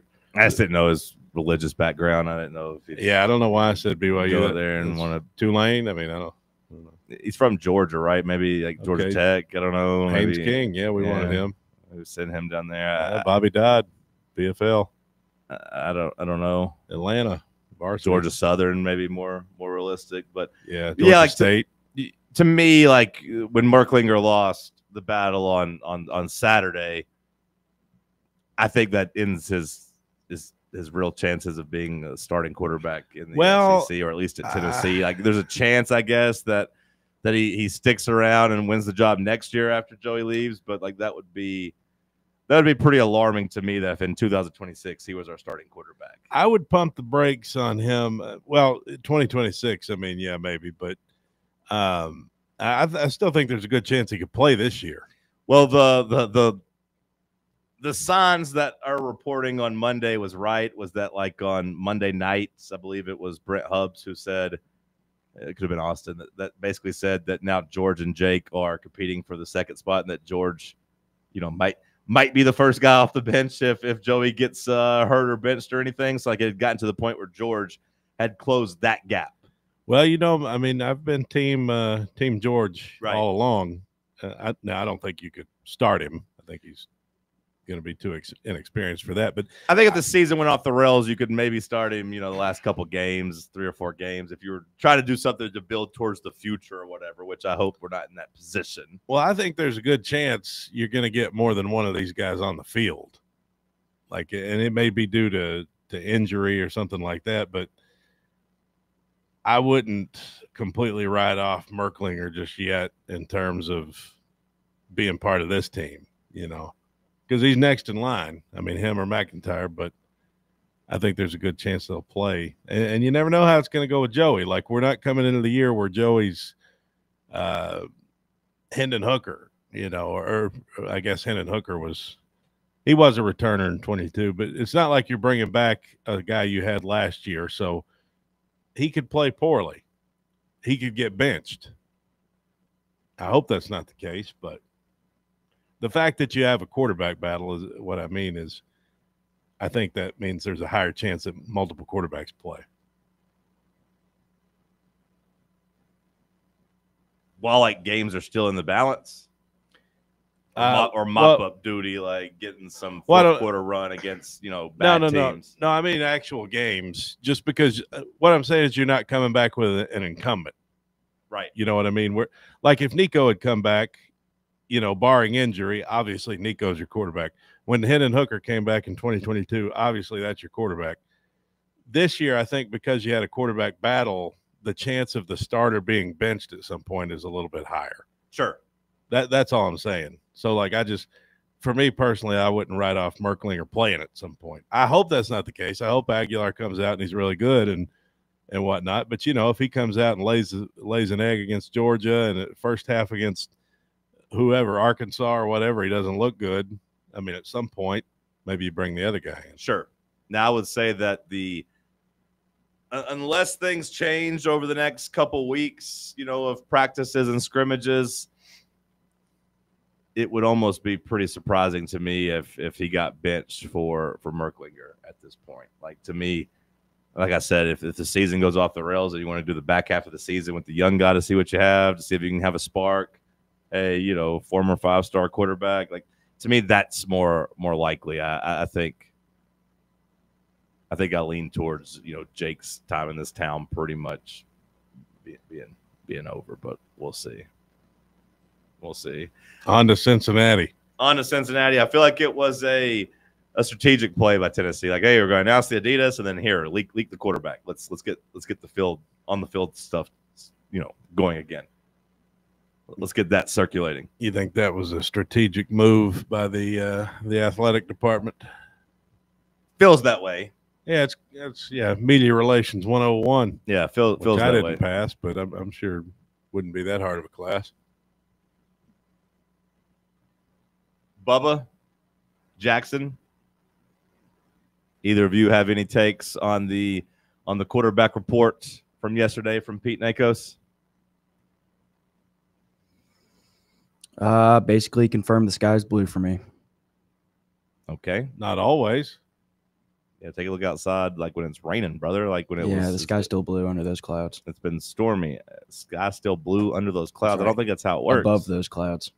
What about when it's dark outside? What about at night? Sky's still blue. Is it? Huh? That sounds wrong, but I don't know for a fact. You think the sky is blue at night? Let them cook. Isn't it black? When the moon is out, like you're walking around telling people, oh, let's look up at the stars and the bright blue sky. Like, that's what you're saying? In a very literal sense, no. But in a very broad sense, yes. The sky is always blue. What is darkness? Huh? It's just a reflection, isn't it? Like the sky color, and then there's always light and there's always darkness. It's the atmosphere that traps whatever kind of gas is in that makes the color of the sky. And then Earth's position related to the sun. Why is the sky blue? You said it's a reflection, Bubba, like off the ocean or what? Isn't it something like to do that? with the atmosphere. But also, to his credit, though, it could be dark here, but then overseas in China, Australia, where they're 16 hours ahead, it could be a nice blue day. So just because it's not blue here, John, doesn't mean it can't be blue anywhere else. Don't need to yell, Bubba. What? I mean, that's fine, but like just because it's blue somewhere else doesn't mean it's blue here. You see how that works? Clearly. What is darkness? So the sky's not always blue, brother. What if it's raining? Clearly. What if it's raining everywhere? What if it's raining everywhere across the entire country? Across the entire world. What if it's just raining everywhere, Bubba? It's just gray. You gonna tell me the sky's blue? Because it literally, hypothetical situation. Because it literally can't be blue everywhere at one time. Because halfway across the world, the sun's gonna be down. It's gonna be dark. So my scenario is much more truthful than yours, Bucko. What color do you think the ocean is? You asked if the sky was blue because it's reflecting off the ocean. That's kind of a joke. I don't know if it was. I didn't really mean that, literally. I don't know if it was. What color do you think it is? What color do I think the ocean is? Yeah. Green. Why is it different colors in different places? Bubba? No, I was going to say it's valid. Dirty Myrtle, it's gray. You go all the way down to whatever, Dominican beach, and it's all nice and aqua. I was gonna try to go to the beach when I was gone, but I didn't have time. I wasn't able to. When did you get to Arkansas? I left here Thursday morning. You didn't leave no Thursday morning. Thursday noon, somewhere in there. Thursday evening? It wasn't Thursday evening. No, I got to Arkansas Thursday evening. I really wanted to go to the ocean, and I was thinking about this though when I was coming back over here. I was like, very rarely do I not do what I want to do. And I was just like, I don't know. I just chickened out on going to the beach. Meow. I just left. I just stayed home extra time. Mom didn't want me to go. She's like, why don't you stay at home a couple more days? All right, Mom. But very rarely do I not do what I want to do. And then I didn't do what I wanted to do. And I bet that ocean was blue. My toes would have felt good in the sand. So Jackson said the sky is blue. I assume he just means it's a truth. Like he knew that Joey Aguilar was the quarterback. That's what he was going for. Bubba, did you have any thoughts on it at all? Is Joey Aguilar Puerto Rican? Yes. Okay. I'm glad that his mother was able to attend their scrimmage and that I always supported Jarrett Garantano. What was that, Jackson? You always supported Garantano? Like you never got a little wavering on that support? Just because my faith wavers a little bit does not mean I put my feet in the ground and could press harder. When he threw an interception on 3 straight drives against Kentucky in 2020, you didn't waver in your faith in him. You got to give him support so that way he's not on some type of watch. When 2 of those picks were pick sixes, I was in the stands watching that game. Reignited my faith against Alabama. I can tell you that. That might be the worst possible game to ever attend as a Tennessee fan. Yeah, it was during COVID too, so the stadium was empty. Yeah, I was going to say, combined with COVID and the fact that Kentucky beat us like 35-7, that may be the worst game of all time in Neyland Stadium. I mean, it's up there. Obviously, Georgia State comes to mind, 2019, but that one's up there. That Kentucky game, COVID. What a miserable experience that must have been. It wasn't cold, but it was super windy. So the wind would like shoot up into the stands. Yeah. Just make you cold. Like we weren't dressed preparing for cold wind. So it was a very miserable game. Can anybody answer my question Fun fact about darkness? that game, I got to Bubba, I'm trying to ask a question. I got to be here. Mark Stoops' bodyguard for a little bit there. You what? I got to be Mark Stoops' bodyguard. Why? What? Because I was doing some like security work at the time, and they said, we don't want to put you, just go with the coach. And I was like, okay. You should have let Smokey attack him. So I got to stand there awkwardly for his post-game interview. Like out of the camera shot, though, because, they didn't want to schmuck like me. So this was in 2020, so you'd have been 5 years younger? Yeah. So, like, 20-year-old Bubba, 19-year-old Bubba just being weird as ever, just out down there, like, is the bodyguard for Mark Stoops? Yeah. Imagine Mark Stoops' thought process. He's like, really? He didn't say the word to me. I was hoping for, like, a big Samoan dude. He looked at Bubba and said, really, this is what they think of me? Okay. You should have let Smokey bite him. Do you remember that time where Smokey attacked the Kentucky player? Do you remember that? Like 2012? No. Okay. Not off the top of my head. I was picturing Uga trying to bite the Auburn player, but back in, I want to say it's 2012, that game that Jim Chaney coached. okay.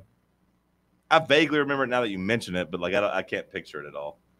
I don't imagine I was really watching 2012, the game against Kentucky when we were 4-7. I can't imagine I spent a lot of time really locked into that game. I don't know why I just remembered that, but I did. But to go back to your darkness question, Cody, I feel like it's because sunlight doesn't go through the atmosphere. Yeah, but what I'm asking is, what is darkness? It's the absence of light. The absence of light. That's pretty deep.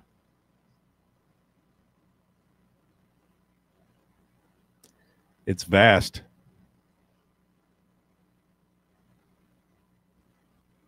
Can be overwhelming sometimes, can't it? Yeah. Damn. It's tough. Okay, well, that's enough talk about Joey Aguilar. Let's go to break. Let's talk sports on FanRun Radio.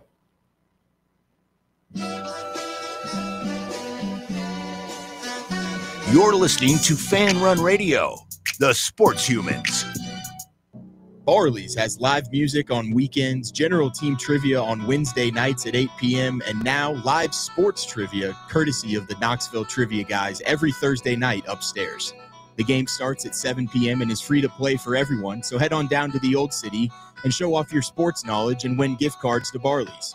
Use those gift cards to buy some delicious food and drinks, and you can take it all in with their wide selection of TVs and indoor projectors. Barley's Tap Room and Pizzeria. Yee-haw! I've been hooting and hollering ever since I started betting with the VIP Play app. VIP Play has more than 200 leagues, every bet type you can imagine, live betting and live hosts, all with 24/7 support from real live people when you need them. Start betting better with the VIP Play app today. Don't be a better, be a better with VIP Play today. Download VIP Play today or head to VIPPlayApp.com. Make sure you use the promo code FANRUN to take advantage of their welcome bonus and so they know that we sent you. Gambling problem? Call 1-800-8899-789. Must be 21 or older and located in Tennessee to bet. If you're looking for a sports talk show that gets to the bottom of the biggest sports topics, then check out Under Review on FanRun Radio. I'm Bob Baskerville, and every day, Sam Beard and I cover the latest news on the Vols. We also widen our view to cover what's hot in the SEC. From local and national media pros to the coaches and players we all root for, We have the best guests and experts anywhere. So tune in weekdays from 10 a.m. to 1 p.m. on AM 1340, FM 105.7, or stream live on our free app. It's under review on FanRun Radio. Citizens National Bank. Life is more fun with a Good Life checking account, offering extra benefits including bank travel. Join us for a trip to Mackinac Island for a stay at the beautiful Grand Hotel. Travel with us to southern Utah to witness the enormous, colorful, and unusual rock formations. Or join us on one of our many day trips. We're always on the go. Citizens National Bank. Banking never felt so good. Member FDIC. Hey Knoxville, Surfside iced tea and vodka made with real brewed tea is only 100 calories, 2 grams of sugar with no bubbles and no troubles. That's right, zero carbonation, so it's easy to sip and enjoy. Headed to a game day or party at a friend's house? Bring an iced tea or lemonade variety pack from Surfside or try their green tea and new raspberry tea vodka. Find the can with the sunset stripes this season. Surfside iced tea and vodka, sold at bars, restaurants, and stores near you. Surfside iced tea and vodka, sunshine in a can. Must be 21 or older. Enjoy responsibly.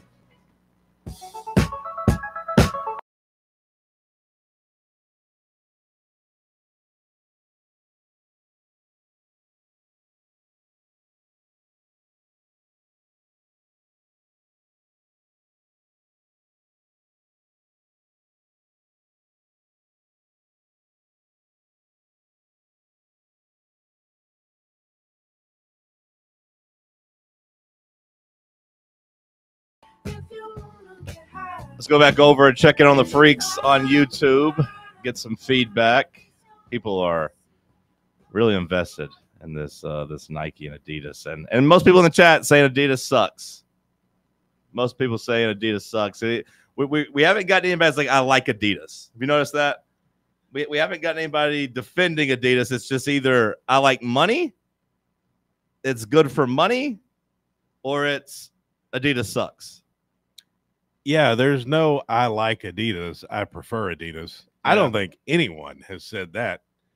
Maybe a couple people. But, yeah, everybody's just – the people that are on board with it are just kind of like, it's fine. Yeah, whatever. No, but nobody's coming out strongly like, hell yeah, we're back to Adidas. This is what I wanted all along. Nobody's saying that. Although I got to say, the Adidas stuff I've got fits me better than the Nike stuff. But I'm a big fat dude, though. So yeah, you are pretty big and I'm fat. Chunky. I'm huge. Yeah, I'd actually lost a little weight though when I went home. I weighed on the scale. I probably gained it back now, but when I weighed, because I don't weigh on scales here, because I don't have one. Yeah, truck station's usually closed. Good one. Never heard that one before. But Mom has it's either that or the dump, the trash dump, But Mom has one of those that you stand on. That well, it's a scale. That's what it is, and I weighed. I was less than I thought I'd weighed. Nice. Actually, did you push on the wall pretty good? No. I just weighed. I mean, I weighed first thing in the morning, which is when you're supposed to weigh at your lightest. But it's actually probably less than you would have thought, especially the way you were talking in here a month ago. It was carpet, just insulting me. Carpet or hardwood? Hardwood. You don't weigh on the carpet. Well, that's what I was just checking. Actually, the more I think about it, the more insulted I am by what you said a month or so ago. Oh, yeah? Calling me 380. What was the number? 380. It's actually in the 30s. Really? Yeah. 430? That was lowbrow. I'm sorry. Very lowbrow. In the 30s, that's pretty good. That's 50 pounds less than 380. Less than I look? Yeah. That's 40 pounds. I'm getting less. closer to D1 lineman weight. Let's go. Getting pretty close. We can squeeze some varsity prospects out of you after all. If I just had about 5 more inches. I mean, height-wise, of course. Yeah. If I had about 5 more inches, that'd probably be a pretty good frame, if I was like 6'3", 330, that'd be all right. Buck writes in. He says he'll say it. No more beating around the bush. I'll say it. All this Adidas, Nike talk is just that. Talk. Nothing. We will say ever will matter when it comes to Tennessee or any other school. They want the money, our money, Adidas money, Coke money, Nike money. What money? Money. He said we just want as much money as possible.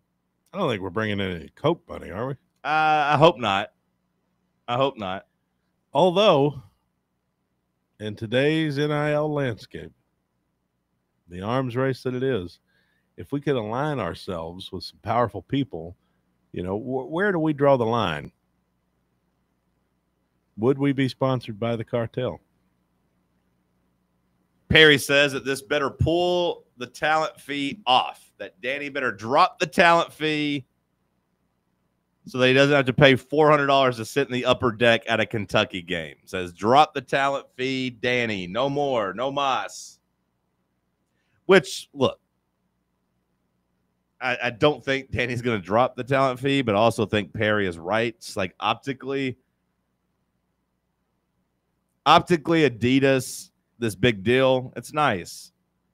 It's great. I'm glad the players are now going to be able to make some NIL money and get maybe some sponsorships like Patrick Mahomes did for Texas Tech. But, like, are the fans getting anything out of this? Because, like, again, the apparel ain't going to be great with Adidas. Like, do I think it was great with Nike? No, not really, but I don't think it's going to be great with Adidas. So the fans ain't getting nothing from that. They're not getting the cool factor. They're going to have to be on the defensive when talking to other fan bases. Like, they're going to be a little embarrassing in Adidas and not the cool swoosh, the cool check. So, like, what do the fans get out of this? Anything at all? Will you people ever be happy? Will you people ever? We are getting a great football team. We are getting a product on the field this year that we are set to win somewhere between 7 and 9 games this year. What more do you want? All you people do is complain. We get a great game day experience. Our stadium is so huge. It's so big. It's very big and beautiful. Everyone sits so close together. At every other stadium you go to, they have big, wide areas for you to sit. They have big seats that are with chair backs, things like that. I don't think that's true. Not every other place has great seating. Our stadium has the intimacy that many others lack because our seats are so close together. So you get to sit extremely close to the people next to you, which you don't get that intimacy at those, casual laid-back stadiums with chairbacks. We have great concessions. We have hot dogs and popcorn and some of the best food you can imagine. We have wonderful facilities. Our bathrooms, we get to urinate in troughs like animals. And what's better than that? What, you want your privacy stall? You want a place to go where you can be all alone? No. We view urination in the same way that we view seating. Close, right next to the other guy. And that's how it should be at a game day. We have beer at our games. Ice cold domestic beers and White Claws at a very affordable. We don't have any White Claws in the stadium. Okay, but and these beers, these alcoholic beverages, not everybody has that. And we have them at a very affordable rate of just $16 per can. Which, hey, I don't know if you've looked at the economy, but these days that's a deal. That's a deal. And all you people want to do is complain. Just bitching and moaning all the time. Be happy with what you've got.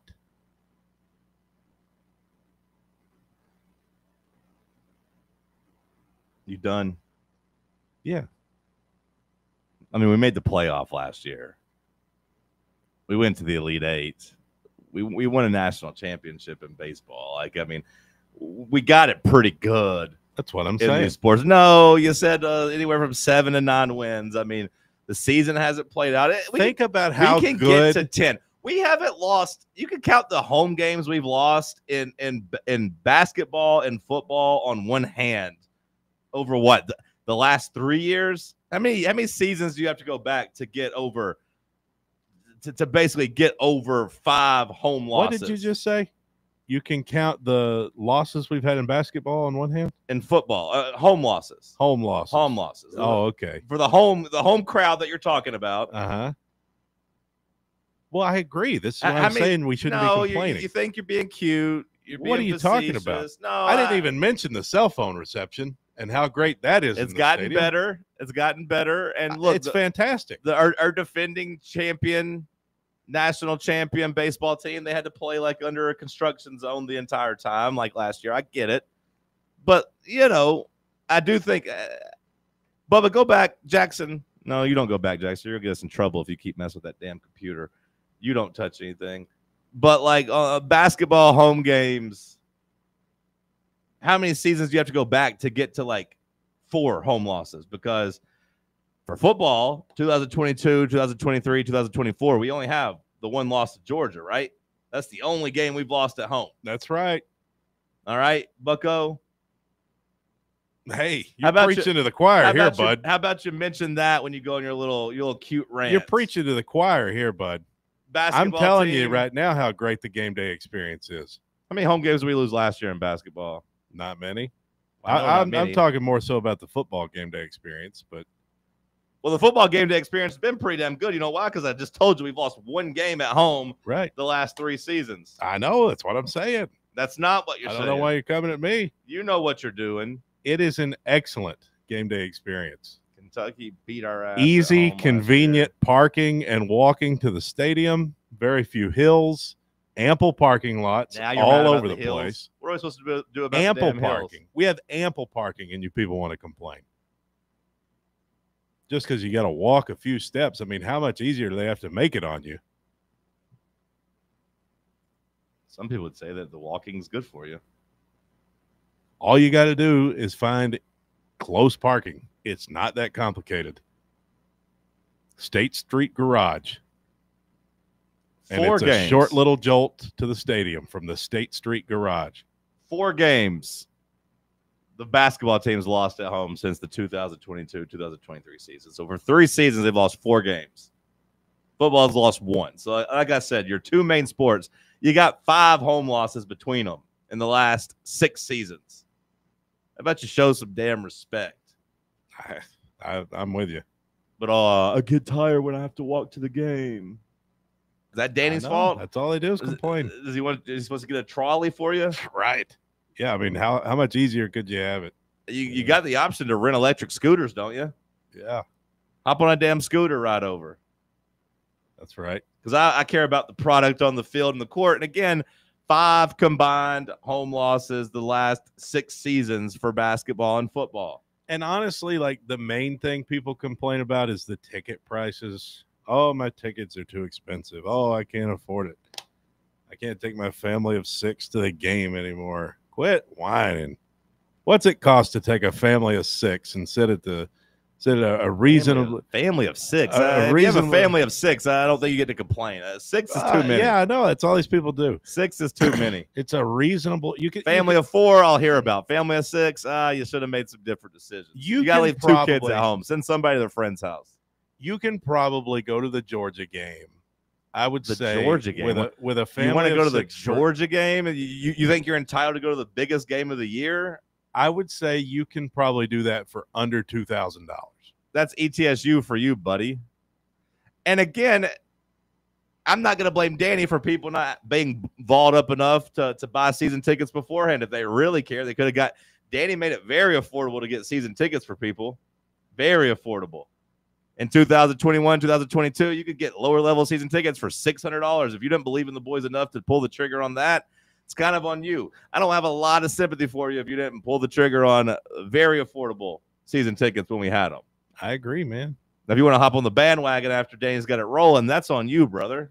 Family of 6, SEC game, $3,000. That's all it's going to cost you. It's going to cost you $3,000 for good seats. You want to get good seats. If you do you want the building, or you want to be I'm trying to say it's a deal. It's only going to cost $3,000. That's not that much. Why does this family of 6 need good seats? Who doesn't have $3,000 laying around for a football game? You don't need $3,000. They're not $500 a piece. And again, you don't need to go to the lower level.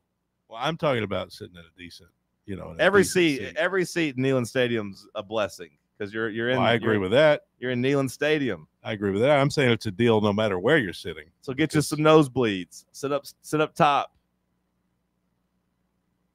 Or you could have bought season tickets. You could have believed in the boys. And the product you watch this year is going to be so good too. It might not be. We'll cross that bridge when we get there. But I know that we've lost one home game the last 3 seasons. I'd say Joey Aguilar being the quarterback. That's a guy who's poised to throw for at least 2,000 yards this year. He's going to throw for at least 2,000 yards. Quarterback didn't throw for a lot of yards last year, and guess how many games you lost at home? But I understand it's tough for you to see, Tennessee beat Alabama at home twice in the last 3 years. I understand that was tough. That wasn't very rewarding for you. Me? The people who were there that liked Tennessee more than Alabama, they were very fired up for it. They were happy. They didn't care. I was there. They didn't care about the amount of money they spent. I don't know why it's you're about coming the memories. at me. I agree. I've agreed with you on everything. We're in agreement here. Do you want to win or not? That's the question. Well, the good news for you is, Cody, that, if the team loses some games, maybe those tickets become more affordable. Again, I don't know who you're talking as you're to rooting right for now, the team bud. to go 7-5 or 8-4 and get back to those days where we're giving tickets away to kids for the Southern Miss game. Like if you want to go 4-8 again, so you can go to a game and watch a bad team, like keep rooting for it. Maybe it happens for you. Preaching to the choir. Hour 2 in the books. Headlines. Hour 3. Collision course coming up. Stick with us. The flagship station for Tennessee football. Fans. FANRUN Radio. Yeah, it's another day, but what kind of day is it really? A day of doom scrolling? Laundry day? Nah, it's a White Claw day. Light and refreshing tasting, uniquely cold way filtered. There's an iconic flavor for everyone. So grab a pack, grab your friends. Make the most of each day with those who matter most. When you're together with White Claw, every day is a once-in-a-lifetime experience. You just gotta grab it. White Claw. Grab life by the claw. Please drink responsibly. Hard seltzer with flavors. White Claw Seltzer Works, Chicago, Illinois. The phone's blowing up, but you're in the driver's seat. Ignore the buzz, keep your eyes on the street. No text back, no scroll, just let it wait. Attention on the road, that's the only way. Phone's blowing up, but you're in the driver's seat. Ignore the buzz, keep your eyes on the street. No text back, no scroll, just let it wait. Don't drive distracted. A message brought to you by the National Highway Traffic Safety Administration, Project Yellow Light, and the Ad Council. A brand built in Tennessee and born from the love of the game, Inward Half revolutionizes golfing comfort. Crafted by a former pro and dedicated enthusiast just like you, our luxury performance wear guarantees you stay cool and comfortable through every swing and every day. We're not just a brand. We've set out to create a lifestyle for those who understand that impeccable style and premium performance are a hole-in-one. Enjoy the walk-in with Inward Half. Attention service members and veterans. Introducing the Griffin Law Firm, your trusted ally in military legal matters. From court martials to benefit claims, at Griffin Law, your mission is their mission. Here's VFL Marshall Griffin. As a veteran and retired military attorney, I've successfully defended lifelong benefits and helped preserve professional futures. So I know that when you hire a military justice lawyer, you maximize your chance to get relief. With my unique experience, I can advocate for you because there's no military matter that's too big or too small. Let us help you make these critical decisions that could affect the rest of your life. Remain silent. Request counsel. Call Griffin Law. For a free consultation, call 888-707-4282. That's 888-707-4282. Or just visit griffinlawdefense.com. Got a problem tree looming over your home? Call ECR Total Landscapes. Whether it's trimming, removal, or storm cleanup, our certified pros get the job done safely and efficiently. We're licensed, insured, and ready 24/7 for emergency calls. Big or small, we cut them all. ECR Total Landscapes. Call now for a free estimate, 865-384-2012, and mention promo code FANRUN for free stump grinding on any tree removal now through the end of the year. Also, visit us at ecrtotallandscapes.com. Ready to launch your career?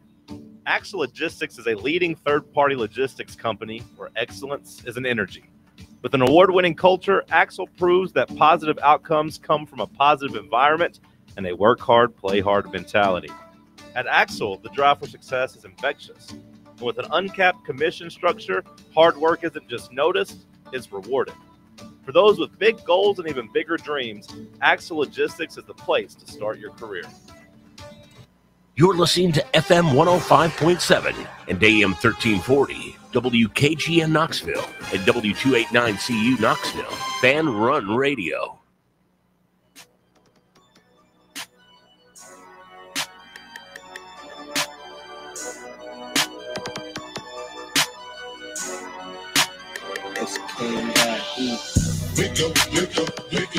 Talk Sports.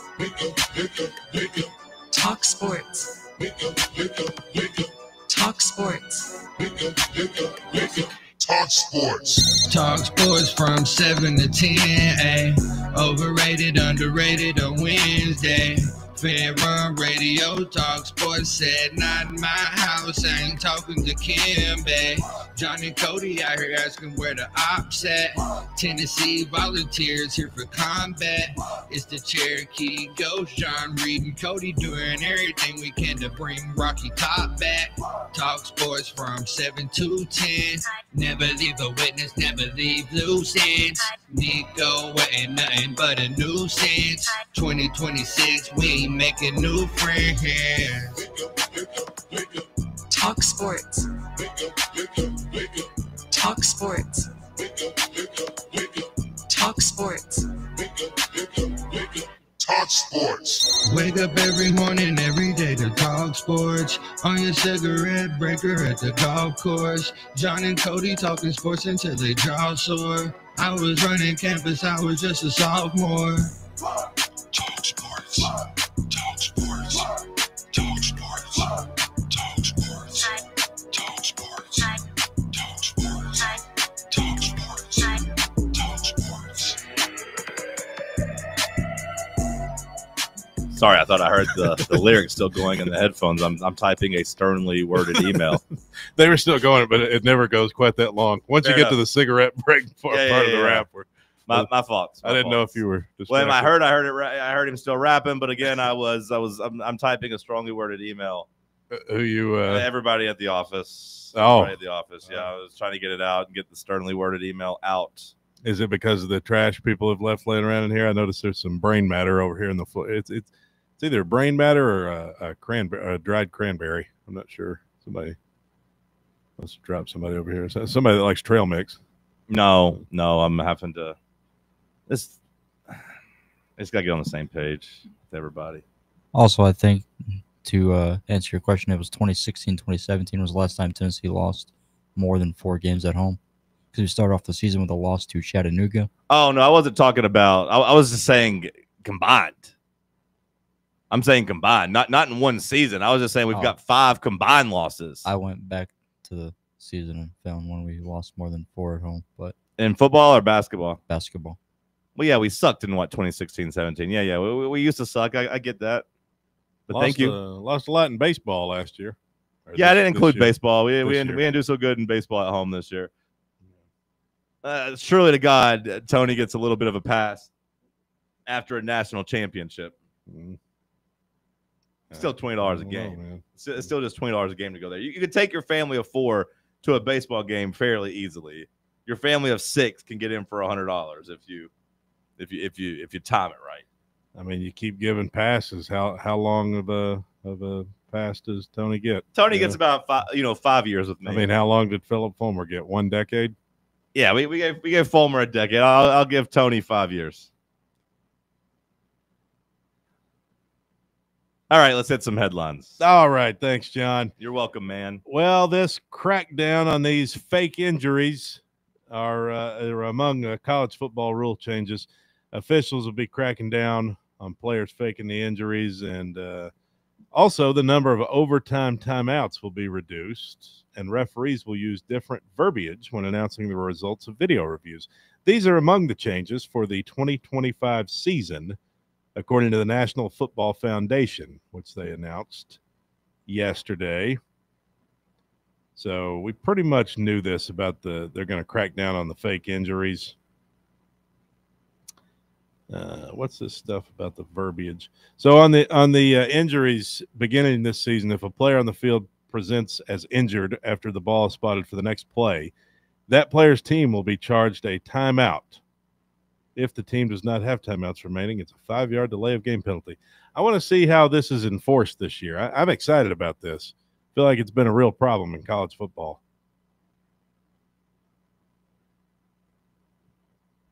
We'll see how they get it out of the game. I think this is a good step. We'll see.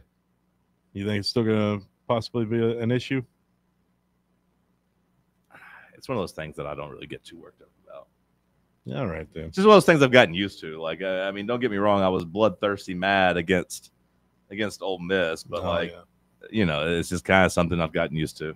Well, I mean, I think it messes with our tempo. Like in the past, it's caused us some trouble. We don't go fast anymore, brother. No, but we're trying to get back to it. Are we?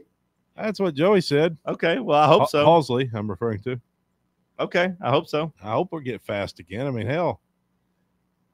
Also in overtime, after the first 2 overtime periods, each team will now be only allowed 1 timeout for the rest of the game.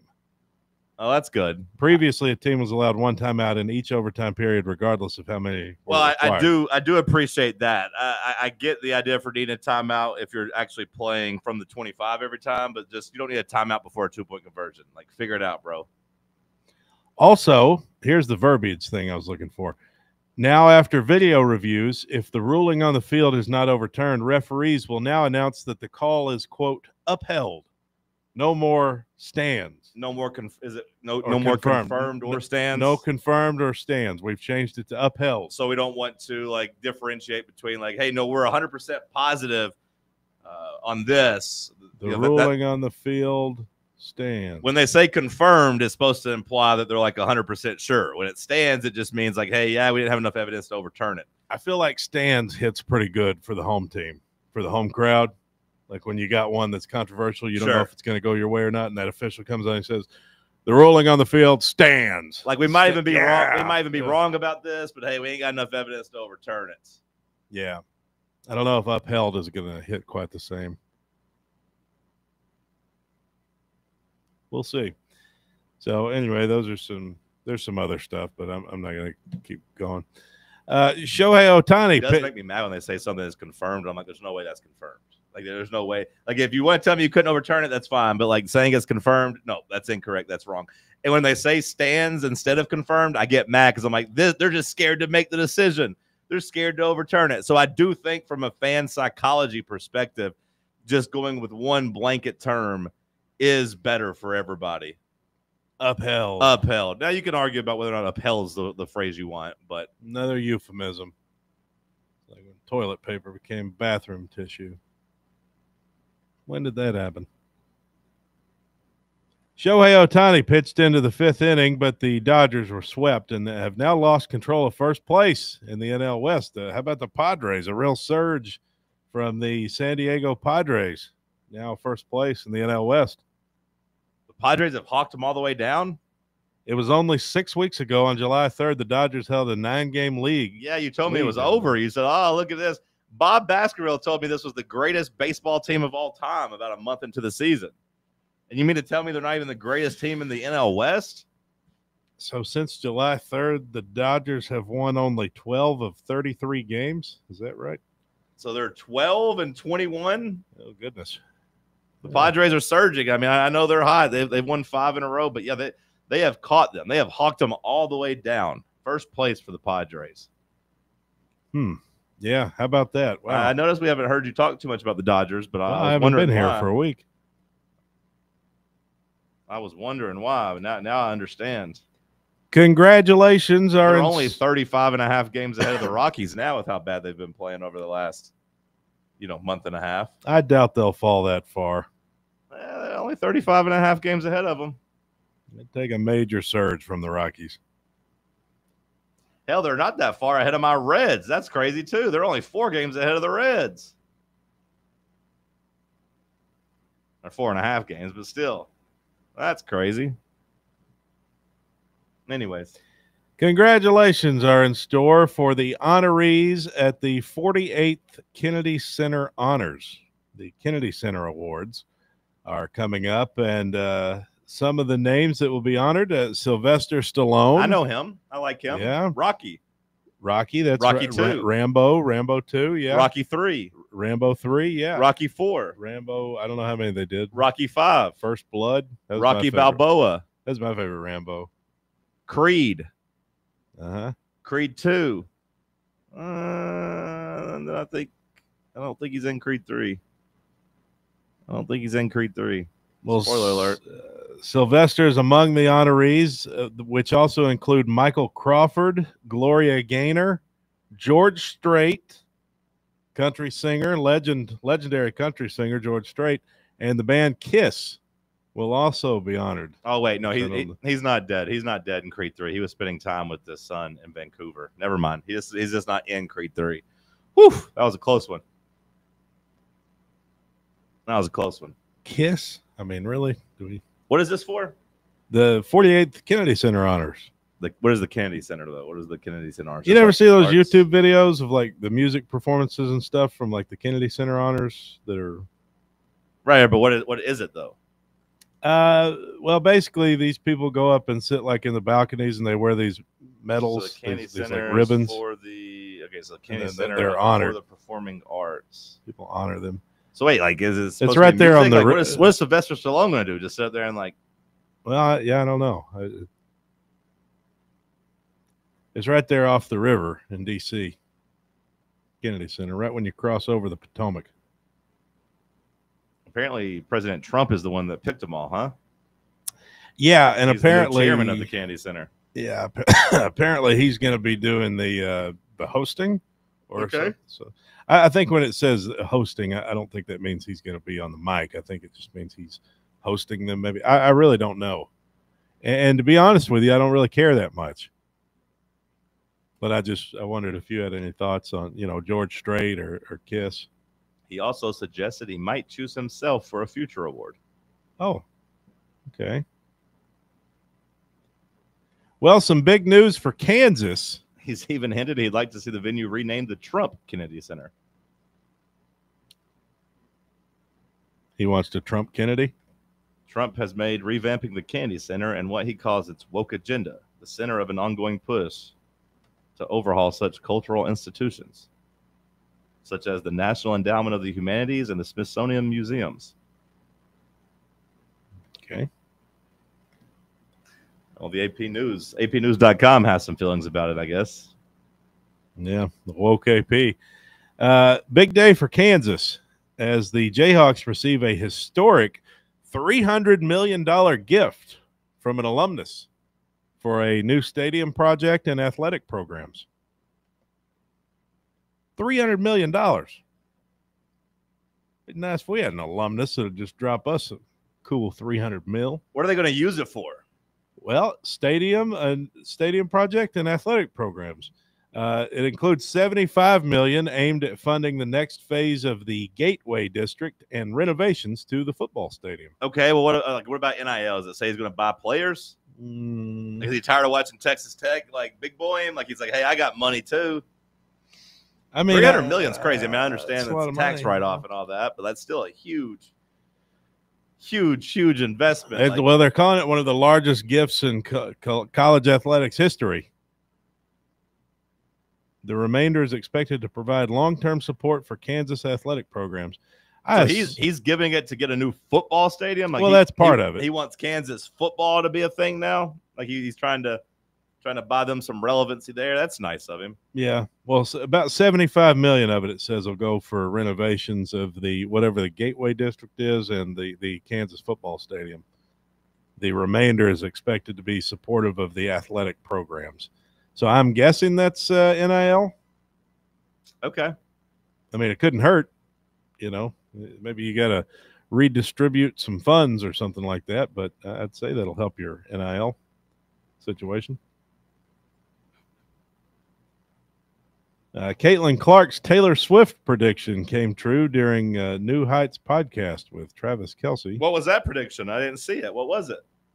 I can't quit yawning. I stayed up way too late watching the Atlanta Dream last night. What a win for them. Atlanta Dream carried into your dreams. It kept me from dreams, ironically enough. Yeah. I don't know what the hell this headline is. Okay. Did you watch Taylor Swift on the New Heights podcast? No, I've seen that there's been clips come out and stuff. I'm so sick of her. So tired of her. She's ruined the NFL. I'm not going to watch the NFL this season because of Taylor Swift. What do you think about those 3 players ejected in the Sky versus Sun game after the skirmish under the basket? I didn't really see that. I don't watch the Sky and Sun. Casual.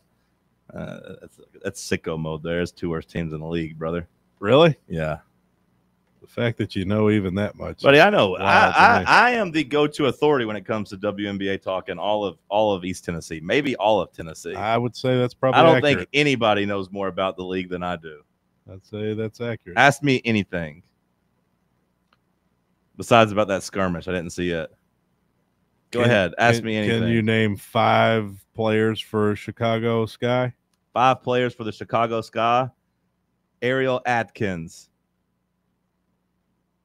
Angel Reese.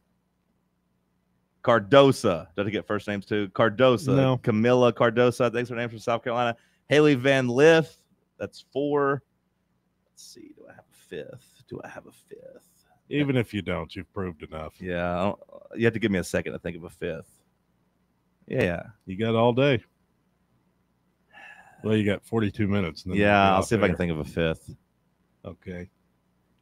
Van Lith, Cardosa, Ariel Atkins. They suck. I hate watching them play. Oh, they're my least favorite team to watch. They're just not any good.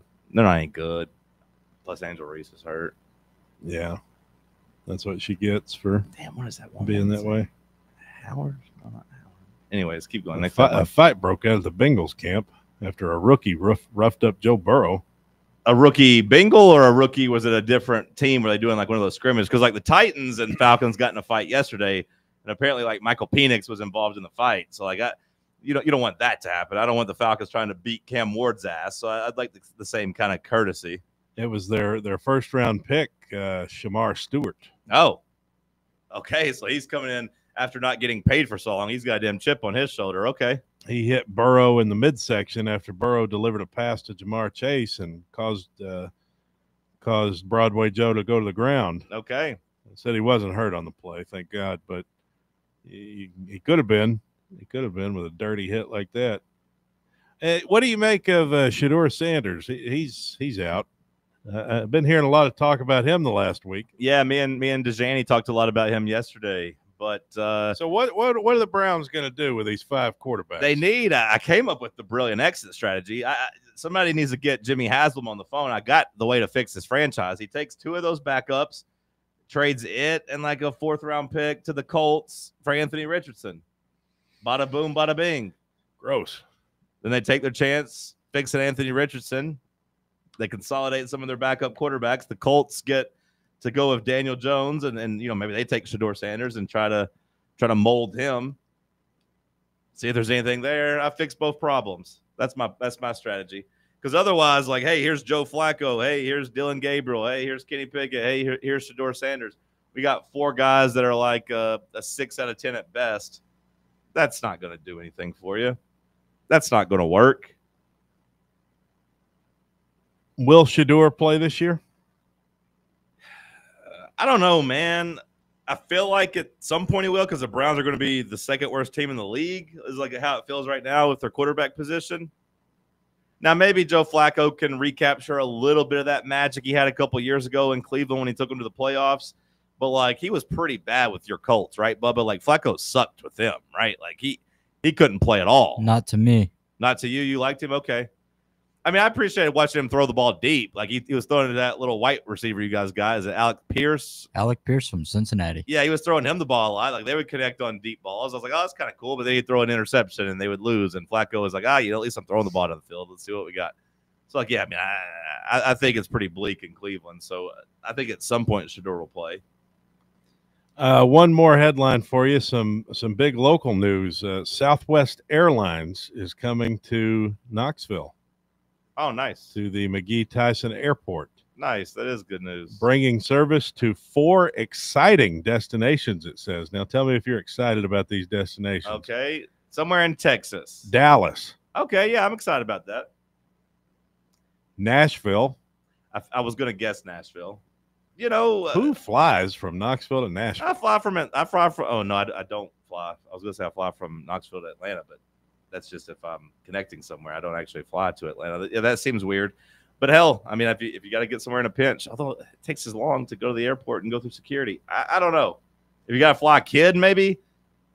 Like if you got like a 12-year-old, put them on the Greyhound. Would you rather put a kid in an Uber and let some stranger Uber them to Nashville, or put them on a plane and be like, "Hey, fly, drive them"? Nashville and Dallas. Okay, I do like Dallas though. I do like Dallas. That one. I hate Dallas. I ain't never been, but I'm saying at least it sounds like a big city. Dallas is like the most boring city in the world to me. Maybe go catch a Cowboys game. For being that big of a city, it has just absolutely no culture. I've had no interest in ever Zero going. culture. Orlando. So you Okay. go to Disney World. I like guess that one. That'll be good for the kids. And then the other one is the very exciting city Iowa. of Baltimore. Baltimore, very nice place to visit. Beautiful city. That'd be good for all of our northeastern interns. Ship them out of here. Let's bring in some kids from the South. It'd be good for Tyler. He'll be able to go from Knoxville to Baltimore now. Yeah, that guy. Yeah, so those are the 4 destinations. But that's big news, though. Southwest coming to McGee Tyson. I saw yesterday, too, which we had this news a while back, but, the Memphis flights start very soon, too, the direct Memphis flights. That's not Southwest, but that's, I believe, maybe United, maybe? Not sure. Also, right now, you can get some Rascal Flat tickets. They're coming to Thompson Bowling Arena at Food City Center. They're bringing Chris Lane and Lauren Elena. Do you have any interest in going to see Rascal Flats? I wouldn't go to that if you paid me. That's what hurts the most. Let's go to break. Let's talk sports on FanRun Radio. Big Orange Country's home for sports. This is FanRun Radio. We really need to get some branded stuff. Shirts, hats, promo items, something professional. I mean, we could just find a website and order a bunch of it ourselves. You could, but you're taking a big risk. You don't know the quality, the fit, the timeline. It's a roll of the dice. Yeah, I guess. But isn't that how everyone does it now? Not the ones who actually care about how their brand looks. Look, if we're putting our name on it, it needs to be done right. We need SM Athletics. SM Athletics? Yeah, they specialize in working with businesses like ours. Apparel, hats, promo gear, but real, customized stuff. They actually care if it turns out right. Probably a lot better than getting stuck with 100 t-shirts with crooked logos. Exactly. Plus, they'll walk you through everything. Sizing, colors, material, so it matches the image we're trying to build. Makes sense. What's the name again? SM Athletics. Trust me, if you want to look like a real company, not a flea market stand, this is the move. If you're serious about your brand, work with people who are serious about getting it right. SM Athletics. In a world filled with deadlines and screens, sometimes we forget the simple joys of life, days filled with special moments. At Inward Half, we understand the essence of these moments. Feel the difference between our breathable fabrics and flexible apparel as you disconnect from the hustle and bustle and reconnect with what truly matters. Inward Half, simple luxury for on and off the course. Ready to launch your career? Axle Logistics is a leading third-party logistics company where excellence is an energy.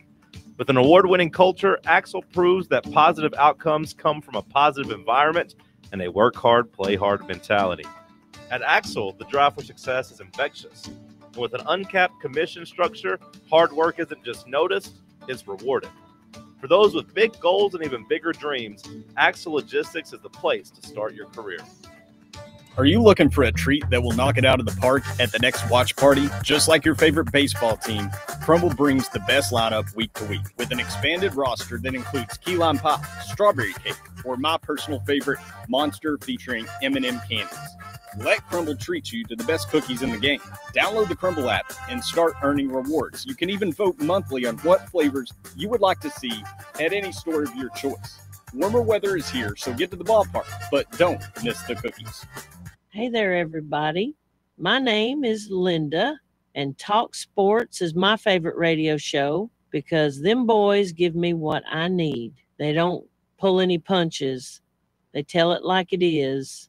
And they're so funny. John's voice is sexy, and Cody reminds me so much of my late brother Donnie. It just warms my heart. Listen from 7 to 10 every weekday here on FANRUN Radio.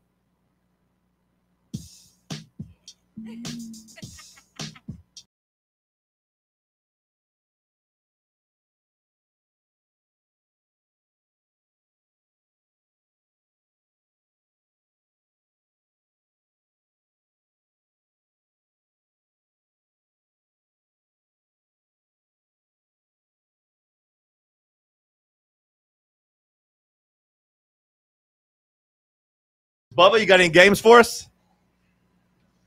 A few. Okay, what you got? Let's play.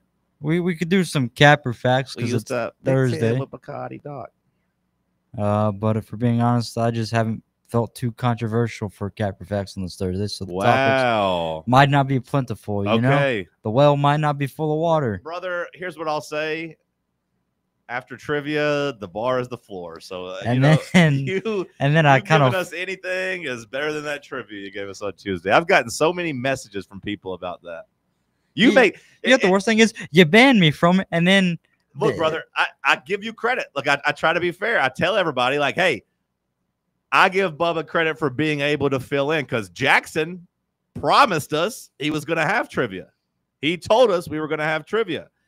He didn't have trivia. Bubba stepped up. Did trivia suck? Yes. Did I win? Yes, but I didn't even feel good winning. I was having to do 1-pointers to win. Well, Was it too hard? We couldn't even get them 2-pointers. Yes. You know how Bubba is. You know how Bubba is. That was my goal. You know how Bubba. See, he does his own bits over here. He wants it to be. He wants to be hated. He wants this reaction from people. I was really hoping that we would get trivia today because I didn't get to play this week. How about tomorrow for Jackson's last day? Yeah, we'll do Cody versus the P team. I'll have trivia. Don't worry about Bubba. I'll still have I'll have mine ready for tomorrow. Everybody comes up with trivia. And we'll figure it out. You can have it, Jackson. I didn't know if you wanted to play or ask, but yeah, No, go ahead. I'll ask. You ask. That's fine. We'll see how you do. But I get so many messages. People love trivia, which makes me feel good that people love it. But they get angry. They get angry when it's bad. And I got so many messages from people saying they were going to drive off a cliff. They wanted to come punch Bubba. Never let him do it again. Fire Bubba. Is this a bit? Is he doing this on purpose? Nobody's this stupid, are they? Like, I got a lot of stuff, and I'm like, hey. Yeah, nobody's this stupid, are they? Hey, Bubba at least shows up and did it, unlike Jackson. And, you know, we got kind of thrown. Some audience members have sent me trivia, but I can't. Like, I was playing, right? We could have done Bubba versus Tim, I guess, but Cody wasn't here, so that threw it off, too. So, like, we were fighting uphill. We were fighting uphill on Tuesday, but I say all that just to say, Bubba, the bar is the floor. So whatever takes you have here today for this will be received well. Better unlock that basement door. Yeah, good thing we can go underground, John. So first up for capper facts, I said that every school should adapt the service academies model, and you can't transfer you can't transfer after your sophomore season. You can't transfer after your sophomore season? Yep, you only get the first 2 years. Is that what all of them do? That's all of the service academies rules? I'm going to go out on a limb and say yes. That's like when you sign with to go to the Army. It's like, hey, you're not going anywhere. You're stuck So it's here, like brother. Paul Skeens, when he was at Air Force. But did Paul Skeens not transfer after his sophomore year? Like he was born and done at LSU, no? I don't think so, but I also think it was before he started his junior season. So, like, after his sophomore season. You're saying you can transfer after your sophomore season, or you can't transfer after your sophomore season? Can't transfer before your junior season starts, maybe. Or Paul, so we don't know. You put me in a blender here, and I'm just getting crunched up, John. I don't know. But Paul Skeens, like, rewind. Paul Skeens left after 2 years, right? There should be a transfer rule. Yeah, sure, but like, what's the rule? What do I? So essentially, like, remove the service academy rules. Do I think that players should have to transfer? No, I think it's capped. I think if anything, you should transfer after your sophomore year. I think if you stuck in a place for 2 years and you still don't like it, or you still haven't broken through, then that place might not be for you. right? Like, I don't like when freshmen leave after 1 year. I don't think it's fair to themselves. I don't think it's fair to the coaches. I don't think it's fair to the program. Like, very few football players are going to be able to come in and make an impact as a freshman. Like, I think it's completely fair for the expectation to be like, hey, you're going to be special teams maybe at most as a freshman, unless you're like top 1%. Like, if you're top 5%, if you're a baller, you get on the field, but otherwise you're not going to play. And like, as a program, we're going to invest all this time and resources into like developing you. We're going to fatten you up in most instances. We're going to put some weight on you. We're going to get you strong. We're going to teach you the system. We're going to teach you how to be a college football player. And I do think it's a little unfair for those players to turn around after one season and say, well, thanks. Thanks for investing all that food and attention into me. Now I'm leaving to go somewhere else. I'd like for them to stay 2 years. And again, if you can't get on the field after 2 years, maybe the place isn't for you. You gave it a shot at least. You didn't quit after 1 year. I think that would be a pretty good rule. But also, like, as a player, you know, Cody, a varsity athlete, you probably wouldn't want to come for a place and then, like, have the coaches have the free reign just to be a big old jerk to you. Like, if they know that you can't leave until after your second year, they're probably going to be real big jackasses to you because they ain't got to worry about treating you good. Because, hey, we got this guy for at least 2 years. We could treat him like dirt year one. I don't think that's necessarily the best either. But ultimately, I think it would be good for the sport and probably good for the players. I think a player should be able to transfer whenever they want. If a guy doesn't want to be there, the guy can go. You know, it's free country, brother. As is it Hulk Hogan? Nick Nolte? Who's Angelina Jolie's dad? What's his name? John Voight. John Voight. Yeah, not Nick Nolte. As John Voight said in the movie Heat, it's a free country, brother. So I think a guy should get to transfer whenever he wants. If you want to be somewhere else, go somewhere else. You know, it's free market. It's just capitalism. Hell yeah, brother. I don't really know what the prompt was, Bubba, but that's my I don't answer. think Bubba knows what the prompt was either. So I go Cap. I don't know. No, you. I think you're. Am I facts? I don't know what it is either. But you think you should be able to transfer immediately. All right. Well, let's try another one. First week of classes, I don't like it. I'm transferring somewhere else. Yeah, I'll getting be out on of the here. other team. I ain't made no friends yet. I've been here 3 days. I ain't made no friends. I'm out of here. I'm going somewhere else. The girls don't like me. Yeah, it took me a while to make friends when I first came. Yeah. It took me almost a year to make a friend. Honestly, I didn't really make any friends in college. Yeah, well, I could see that. I made a couple. Kind of antisocial. Nah, just all my I'm from so close to here that like all my friends were just already like my friends. Like they were all from an hour down the road, 40 minutes down the road. Like we just pretty much all hung out. You just kind of sat in the corner wearing your black cape. No, I didn't With do your that. mascara. I wasn't putting spells on anybody. Like there was other groups that we would like mingle with from time to time because like my other friends would make other friends and you'd introduce them to them. But like I pretty much just kept with the guys I already knew. Did you ever have a goth phase? Me, no. No. I mean, I listened to Stained in fifth, like in 5th or 6th grade. That's like close. I liked It's Been a While and like the I'm on the outside. Yeah, I listened to some of that, but no, I never. I wore black, but like not like because like my soul was dark. It was just like I thought I looked good in black clothes. It's a little bit more. You never slimming. had the hair that you flip to the side and. I had a little bit of the bangs going, but not the goth bangs. It was more of the Bama bangs, I would say. Like you've seen pictures of my long hair. Like I had like I had a Bama bangs phase. Yeah, I had like the long, like flowy hair. Oh yeah, but like it wasn't goth bangs. Bubba, what about Bama you? bangs were big when we were in school, though. That was the thing. If you were a boy from the South, you had to kind of do that. Bubba, did you have a goth phase at all? Hey, look at me with my bangs. I would say goth, but I would say alternative. Yeah, the emo phase. Not completely. What's like, the I painted difference? my Did you have, pinky like- fingernail black, but that was You about painted it. your fingernails black. Did you have the big belts with Just the big one. circle loops in them? No, Did you worship the devil? no. What's the difference in goth, emo, and alt? I want to say goth takes more inspiration from like the Gothic and like Victorian era, Okay. like Frankenstein, Dracula's like themed kind of like buildings and characters and dresses and stuff like that. Gargoyles.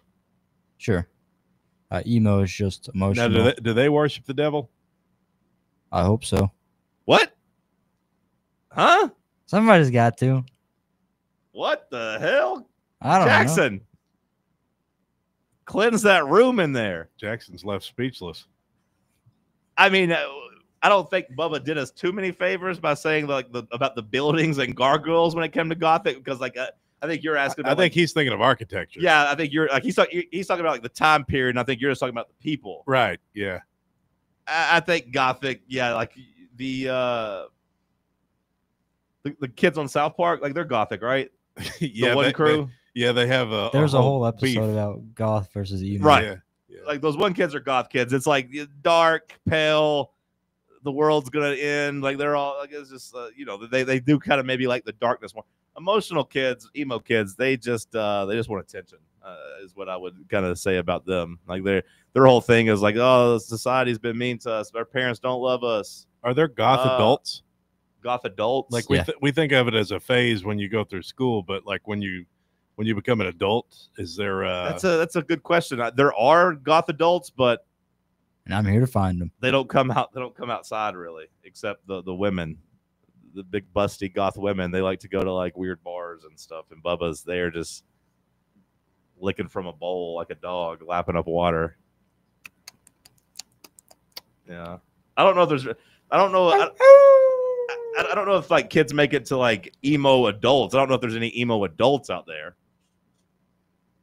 Goth adults, yes. Emo adults, I'll say. And no. What is alt? Is that just like a girl with a nose piercing? To me, alt is like hipster. Like to me, alt's kind of that's just a John calls it hipster. It's not exactly the same thing, but to me, it's kind of similar. Like you're a lot alt, of those you girls like, are going to be tattooed, pierced, some tattoos. Yeah, you want to listen to Fish. Oh, I love the Grateful Dead, bro. Nope. Fish rocks. Nope. Oh, Widespread Panic. Widespread Panic. Kurt Cobain was ahead of his time. Oh, Soundgarden. Let's listen to Cobain. Overrated. Let's listen to some Black Hole Sun. Like, how would you describe alt, Bubba? Bubba's alt. I'd say modern day, it's just more like, for music-wise, listening to like non as popular artists, indie style. Sure. As far as clothing, it's just kind of like a focus on maybe vintage, maybe not. Hipster. Everything you described was hipster. Okay, boomer. Hipster. I don't like that popular music. I like my artists to be on the underground. That's not what we said. That is exactly what you said. No. All right, describe alt again and tell me about the music, because you literally said you don't listen to the popular people. I didn't say that. I said it's a tendency to listen to the non-mainstream stuff. Yes. You're non-conformist. Basically. The non-mainstream stuff. Yes, the popular stuff. Is just someone who thinks they're a rebel, but really they just had rich parents. Right. Is what I've always thought. Well, I don't know if you have to have rich parents or not. Yeah, but they're kind of leftist, but really they have rich parents. Oh, they love Starbucks. No, that's creativity. No, hipsters don't like Starbucks. Hipsters like local coffee shops. Yeah, but they end up in Starbucks though. Well, everybody ends up in Starbucks. But you're right. The local coffee shop. Thank you. I think it's more. I think they just like coffee. They like Subarus. They definitely like coffee. They like Subarus. Coffee and Subarus is very important to the like alts. Empathy. Empathy. They're empaths. Let's just go walk around and touch the grass. The guys Let's are just go very outside and be one with the universe. The guys drink people. soy milk. Yeah. Nobody drives a Dodge Ram. Bubba, if you had to pick Subaru Outback or Dodge Ram, which one you driving? Subaru and Outback is pretty similar though. Huh? Is it a Subaru and Outback? No, that's the Outback is a Subaru. Oh, okay, well, so you're sorry. Make and model. What are you thinking of? Steakhouses? No, I don't know what I was thinking. Two very different I purposes. thought it was Subaru, Outback. I was like, I thought those cars are basically the same. If I have a Dodge Ram, I am hauling stuff. If I have a Subaru Outback, I'm going cross-trekking and hopefully camping. Do you consider yourself alt, Bubba? Sometimes. I consider myself an enigma. That's what most alt people say. Like, you can't really put me in a box. I just kind of go wherever. I like everything. I'm just a boy, John. I'm just a boy. I'm an enigma. Like, that's kind of the alt mentality there. Yeah, like that checks out. They wear like the hats like Bubba's got on right now. Right. Yeah. They wear Cage the Elephant shirts. Yeah, there you go. Yeah, that's really great band, by the way. Yeah. Are they? Right. My favorite. Cage the Elephant? Might be. That's your favorite band? In my top 5. My favorite rotates every other day. I like Black Madonna. I mean, No Rest for the Wicked's all right. Black Madonna's better. Okay, I'm not gonna argue. I don't really know. What's the other Cage the Elephant song I like? They got a couple I like. Cage the Elephant song. There's also Young the Giant. I enjoyed the Lumineers. My boy Kenny Hoopla. A lot of alt. Cigarette Daydreams. I like that one. I play that on the guitar sometimes. Get a nice little chord progression. Not too complicated, but Easy enough for a novice, which is what I consider myself. Okay. A novice guitar player. Any other prompts, Bubba? Well, if you're tired of picking on me, We're not picking on you. fans shouldn't care about their brand of That made school. me sad. Do you feel picked on there? Absolutely. Really? Yeah. Jackson, were we picking on him? I wasn't. Is being alt a bad thing? No. Then how's that picking on you? We're just saying you're alt, bro. I'll say I like my fair share of alt music or indie music, however you want to classify it. Just the alt just means alternative to mainstream. That's all it means. Like anything that's not mainstream is alt. But like Bubba, if you had to pick, I wasn't trying to pick on you. If you had to pick, La Herradura or Sono Taco? La Herradura. Okay, that's the right answer. In my opinion, that's just my opinion. Not saying I'm the, guy's the supreme gatekeeper You got a of potential tacos. sponsor lined up for La Herradura? Question mark. Fingers crossed, please. I would hope for that. I would hope for it. Or like So Taco. You got next prompt, Bubba? We can do cap or facts, or we can just go to one ranker here and do the best Let's do NFL ranker. teams. Let's do ranker. Ranker. For what? Best NFL teams. Best NFL teams? Doesn't give a list of years or because or why. It just Just like these are the best Okay. NFL teams. All right. Okay. Yeah, we'll do that. That's really vague. Yeah, we'll do that. All right, who are the 10 up for debate? all right. We have the Dallas Cowboys. Oh, it's controversial already. We have the New England Patriots, the Steelers, the Bills, the Packers, the Ravens, the Chiefs, it's going to be tough. the 49ers, God. the Dolphins. Okay, I know it's not the Dolphins. Yeah, definitely not. Is that it? And the Eagles. Eagles. Can we cross off the Dolphins? They're at number 9. Okay. All right. Cross off the Bills. Number 10. All right. So, This is going to come down to like 4, I think. Well, this is one of those where I feel like you can make a case for a lot of these teams. Like the Packers, if you're going like all time, maybe they're the best franchise of all time. The Chiefs have been the best over the last 5 years. The Eagles are the best right now. I think we need to think of this. 49ers in are the best. general. 49ers are the best of like the 80s. The Cowboys are America's team. The Patriots are the best of the 2000s. I don't think it's the Ravens. Cross off the Ravens, please. The Ravens have no claim to being the best NFL team. That's where I would have went to. Number 7. Good answer by you. Cross off the Niners. Number 3. Oh, okay. Yeah. See, I was a little worried about that. Flirting with disaster here. Molly. Molly Hatchet. That's right. NASCAR 98. Yeah. I'm very nervous about all these. Because, like I said, Cowboys, America's team, Patriots, best of 2000, Steelers. Steelers and Packers are both just historic, great franchises. Chiefs have been the best the last 6 years. Eagles the best right now. I'll cross off the Cowboys. Oh. Number 6. Okay. All right. Good stuff. Good job by you. I wouldn't have touched that one. I don't want to touch any of these. I'm pretty confident we can cross out the Eagles. Number 5. Cross off the Packers. Oh, God. Number 4. Oh, well, you did it again. Oh, okay. So Patriots, Steelers, Chiefs. Yeah. Yeah, this is tough. I mean, people don't like the Patriots. I don't want to get rid of the Steelers. Get rid of the Patriots. And that'll do it.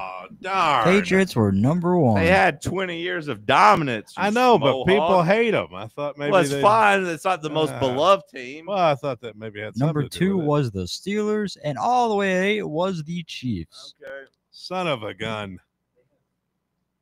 They have Baltimore ranked ahead of Kansas City. Like I said, there's no rhyme or reason. They just put teams on a list here, Jackson. Well, but it seems like it's the most historical. They showed some with Super Bowls, but then it's like, why are the Bills here? Bills ain't never been. Where are the Titans? Because I mean, the Bills went to Where are the Colts? 30th. The Bills were a good team in the 90s. They went to 4 straight. I mean, they didn't win, but so I mean it. No, they didn't win. That's kind of their whole legacy. Oh, I know. Damn it, Cody. The Patriots were so good for 20 years. I know, but I thought maybe because people hated them, that would play into it. The next thing I was gonna do, but I kind of worked myself into a shoot here, brother, because there's like the days of like the longest time stuck at sea, but it's like the more I would like give away these answers, you'd be able to put them in, chronological order. I don't know what the hell you're talking about now. Last call on the other side. Let's talk sports on Fan Run Radio.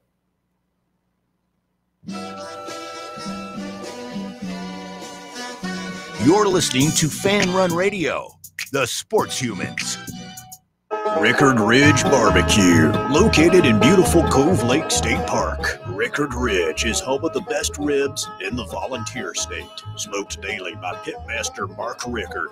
The barbecue at Rickard Ridge is mouth-watering, fall-off-the-bone delicious. Take the scenic drive up I-75 to exit 134. For directions and to look at the rest of the menu, visit Rickard Ridge online at rickardridgebbq.com. Airlines have just reduced their prices even more. Book 30 days in advance and save big. Want the absolute lowest prices on your airline tickets? Then call the Low Cost Airlines Travel Hotline right now. For prices so low, we can't publish them anywhere. The only way to access our low rates and save up to 70% is to call. Save hundreds on your vacation tickets by calling right now. You can fly anywhere in the world and pay discount prices on your airline tickets. Book a flight today to London, Paris, Madrid, or anywhere else you want to go and pay a lot less guaranteed. Call the International Travel Department right now at Low Cost Airlines. 800-631-1754. 800-631-1754. 800-631-1754. That's 800-631-1754. Blackford Veterinary Surgery Referral specializes in surgeries not regularly performed by your pet's general veterinarian. They're currently accepting referrals from vets all across the country. With their newly renovated state-of-the-art surgery center and highly trained staff, clients can rely on professional and thorough care. If your vet says that your pet needs surgery or rehab, ask for a referral to Blackford Vet and let them get your best friend back on its feet. Located conveniently in West Knoxville. For more information, visit blackfordvetsurgery.com. Yee-haw! I've been hooting and hollering ever since I started betting with the VIP Play app. VIP Play has more than 200 leagues, every bet type you can imagine, live betting and live hosts, all with 24/7 support from real live people when you need them. Start betting better with the VIP Play app today. Don't be a better, be a better with VIP Play today. Download VIP Play today or head to VIPPlayApp.com. Make sure you use the promo code FANRUN to take advantage of their welcome bonus and so they know that we sent you. Gambling problem? Call 1-800-8899-789. Must be 21 or older and located in Tennessee to bet. The Drive with Russell Smith. Weekday afternoons from 3 to 6. Join us weekday afternoons here on Fan Run Radio. We'll be discussing all the latest Tennessee football, basketball, and baseball news with expert analysis from special guests along with your phone calls. It's The Drive, weekday afternoons from 3 to 6, right here on Fan Run Radio. Flagship station for Tennessee fans. This is Fan Run Radio, Knoxville.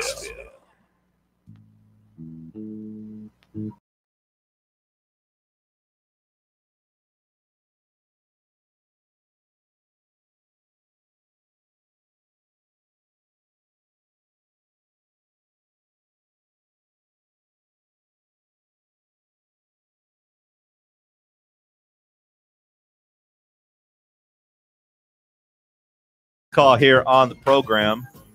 Good point by Ryan, saying that Nashville is a major hub for Southwest. I knew that Nashville was, but I didn't really connect that. Now that we go Knoxville to Nashville, that opens the door for connectors. Like if you're flying, like I imagine if you're booking a flight from Knoxville to California and you want to use Southwest, like it'll take you to Nashville and you can connect there. Yeah. Because in the past, we'd have to, whenever I would fly Southwest, we'd have to drive to Nashville to do that. So I've done that a few times. Yeah, that makes sense. From that perspective, it's good. Yeah, I imagine that'll be a pretty cheap jolt over to Nashville, too. Connecting flights, one of the worst things in the world. I usually don't mind them because I kind of like it. I like connecting from it, Knoxville to Atlanta. Because I get 2 hours. I got lounge access, brother. If you can go into a lounge and get some free drinks and food, it's actually not that bad. Like it's pretty good. But otherwise, connectors suck. It's just the most annoying thing in the world. The boarding of the plane. No, you're the deboarding of the plane. You're not wrong. You're not wrong. And I used to hate it. In the unlikely event of a water landing, your seat cushion will become a flotation device. Just what I need to be floating around the North Atlantic for a few days, clinging to a pillow full of beer farts. Well, that's just flying, brother. That has nothing to do with the connector. You can shout out George Carlin. You can reckon any plane connector. Yeah, but if your point is that you have to hear the announcement twice, like when you get on the plane connecting, that's fine. What do you consider to be the worst part of the flight? Like if you had to rank the whole process from security to boarding to getting on the plane to landing. Boarding's my least favorite part. Boarding? Boarding is my least favorite part. I hate boarding. I hate the awkwardness of like when they start calling zones and everyone's just kind of lingering around the gate and nobody knows what zone they're in and like this guy's standing in line, but you're like, hey, are you in line, brother? He's like, oh, no, I'm zone 5. I'm like, well, why the hell are you up here with zone 3? Get the hell in the back. And then you walk in the plane, you're walking in, the first class is already sitting there looking at you. You got to make sure you don't bump them when you're walking through. You got to really hope that, you got to really hope that like no one's put any bags in your spot because it's kind of a free for all. Like it's a gentleman's agreement. Like, hey, you're going to you're going to use the spot above your seat. But sometimes that gets full and just anarchy, chaos. And you got to find something in the overhead. I always feel pressure from the people behind me too. Go so fast. Yeah, everybody's so fast. Yep. And then like if somebody's already in the row you're sitting in the seat, like that happened to me on the last flight. Like we got there a little bit after, and so the guy had to get up. So then he gets up, then I put my bag up, and like you said, I'm feeling pressure on both ends. I'm knocking things around. I'm like, oh, excuse me, I'm sorry. You know, a low-key part that I really hate that might be number one for me is when the captain comes on and says, we're beginning our descent into wherever, because you feel like you're at the end. But really, it's still an hour and a half left. Yeah, you still got an hour. Yeah. Because it's going to take you 30 minutes to descend, and then you keep going down, you're like, okay, the ground's getting closer, and you're just sitting there waiting, and you think you're about to land, and it still takes forever. And then when you do land, it takes you another 15 minutes to get off the plane. No, I keep that part does kind of suck, but I keep the window down for that reason. I don't want to just stare at the ground as you're getting closer. A little bit. Oh, I can see houses now. I hate that. On this last flight, the damn Wi-Fi didn't kick in for 2.5 hours. Like, that's part of the reason I fly Delta is for Wi-Fi. Can you make sure the Wi-Fi is working? Yeah, that's what we call a first world problem or whatever. And like I was gonna say, we don't have that option on Spirit. When I'm flying Delta and I'm watching something on the TV or whatever, and the announcements come on, so it pauses. That kind of sucks too. But yeah, no, I hate boarding the plane. It all sucks. I hate the whole 30-minute process of boarding, and I'm looping in like the sitting there waiting to take off, like while you're on there, like getting the announcements like that. I hate that part. Oh yeah, and then the taxiing out to the runway. It's like, okay, I'm about to take off, right? And, oh yeah, in 25 minutes we'll take off. Major writes in, why did you start in 2022? 21 had 3 losses at home. Well, yeah, I think. Well, A, it fits the narrative better, but B, like, do you not view Josh Heupel's tenure as really starting in 22? Like, I mean, you give somebody a year to get in there, right? Like, I don't judge Rick Barnes until like the Grant Williams era. Like, I don't judge him when I'm counting about his tenure. I don't really count the first 2 years where he didn't have anybody. When his best player is Kevin Punter. Yeah, Nick Saban lost to UL Monroe. I don't think it'd be fair to be like, oh man, Rick Barnes missed the tournament twice at Tennessee. Can I have a bum? Like, that's not really fair. That's why I did it. A, it fit my narrative, and B, I think like year one's year one. Just personally. My least favorite part of flying is crashing. Good job by you today, Bubba. Jackson, we'll see you again tomorrow for the last time ever. Make sure you have your trivia ready. That'll do it for us. Under review, Bob Baskerville, Sam Beard. Coming up next. Stay locked in on FanRun Radio. Shout out to the freaks.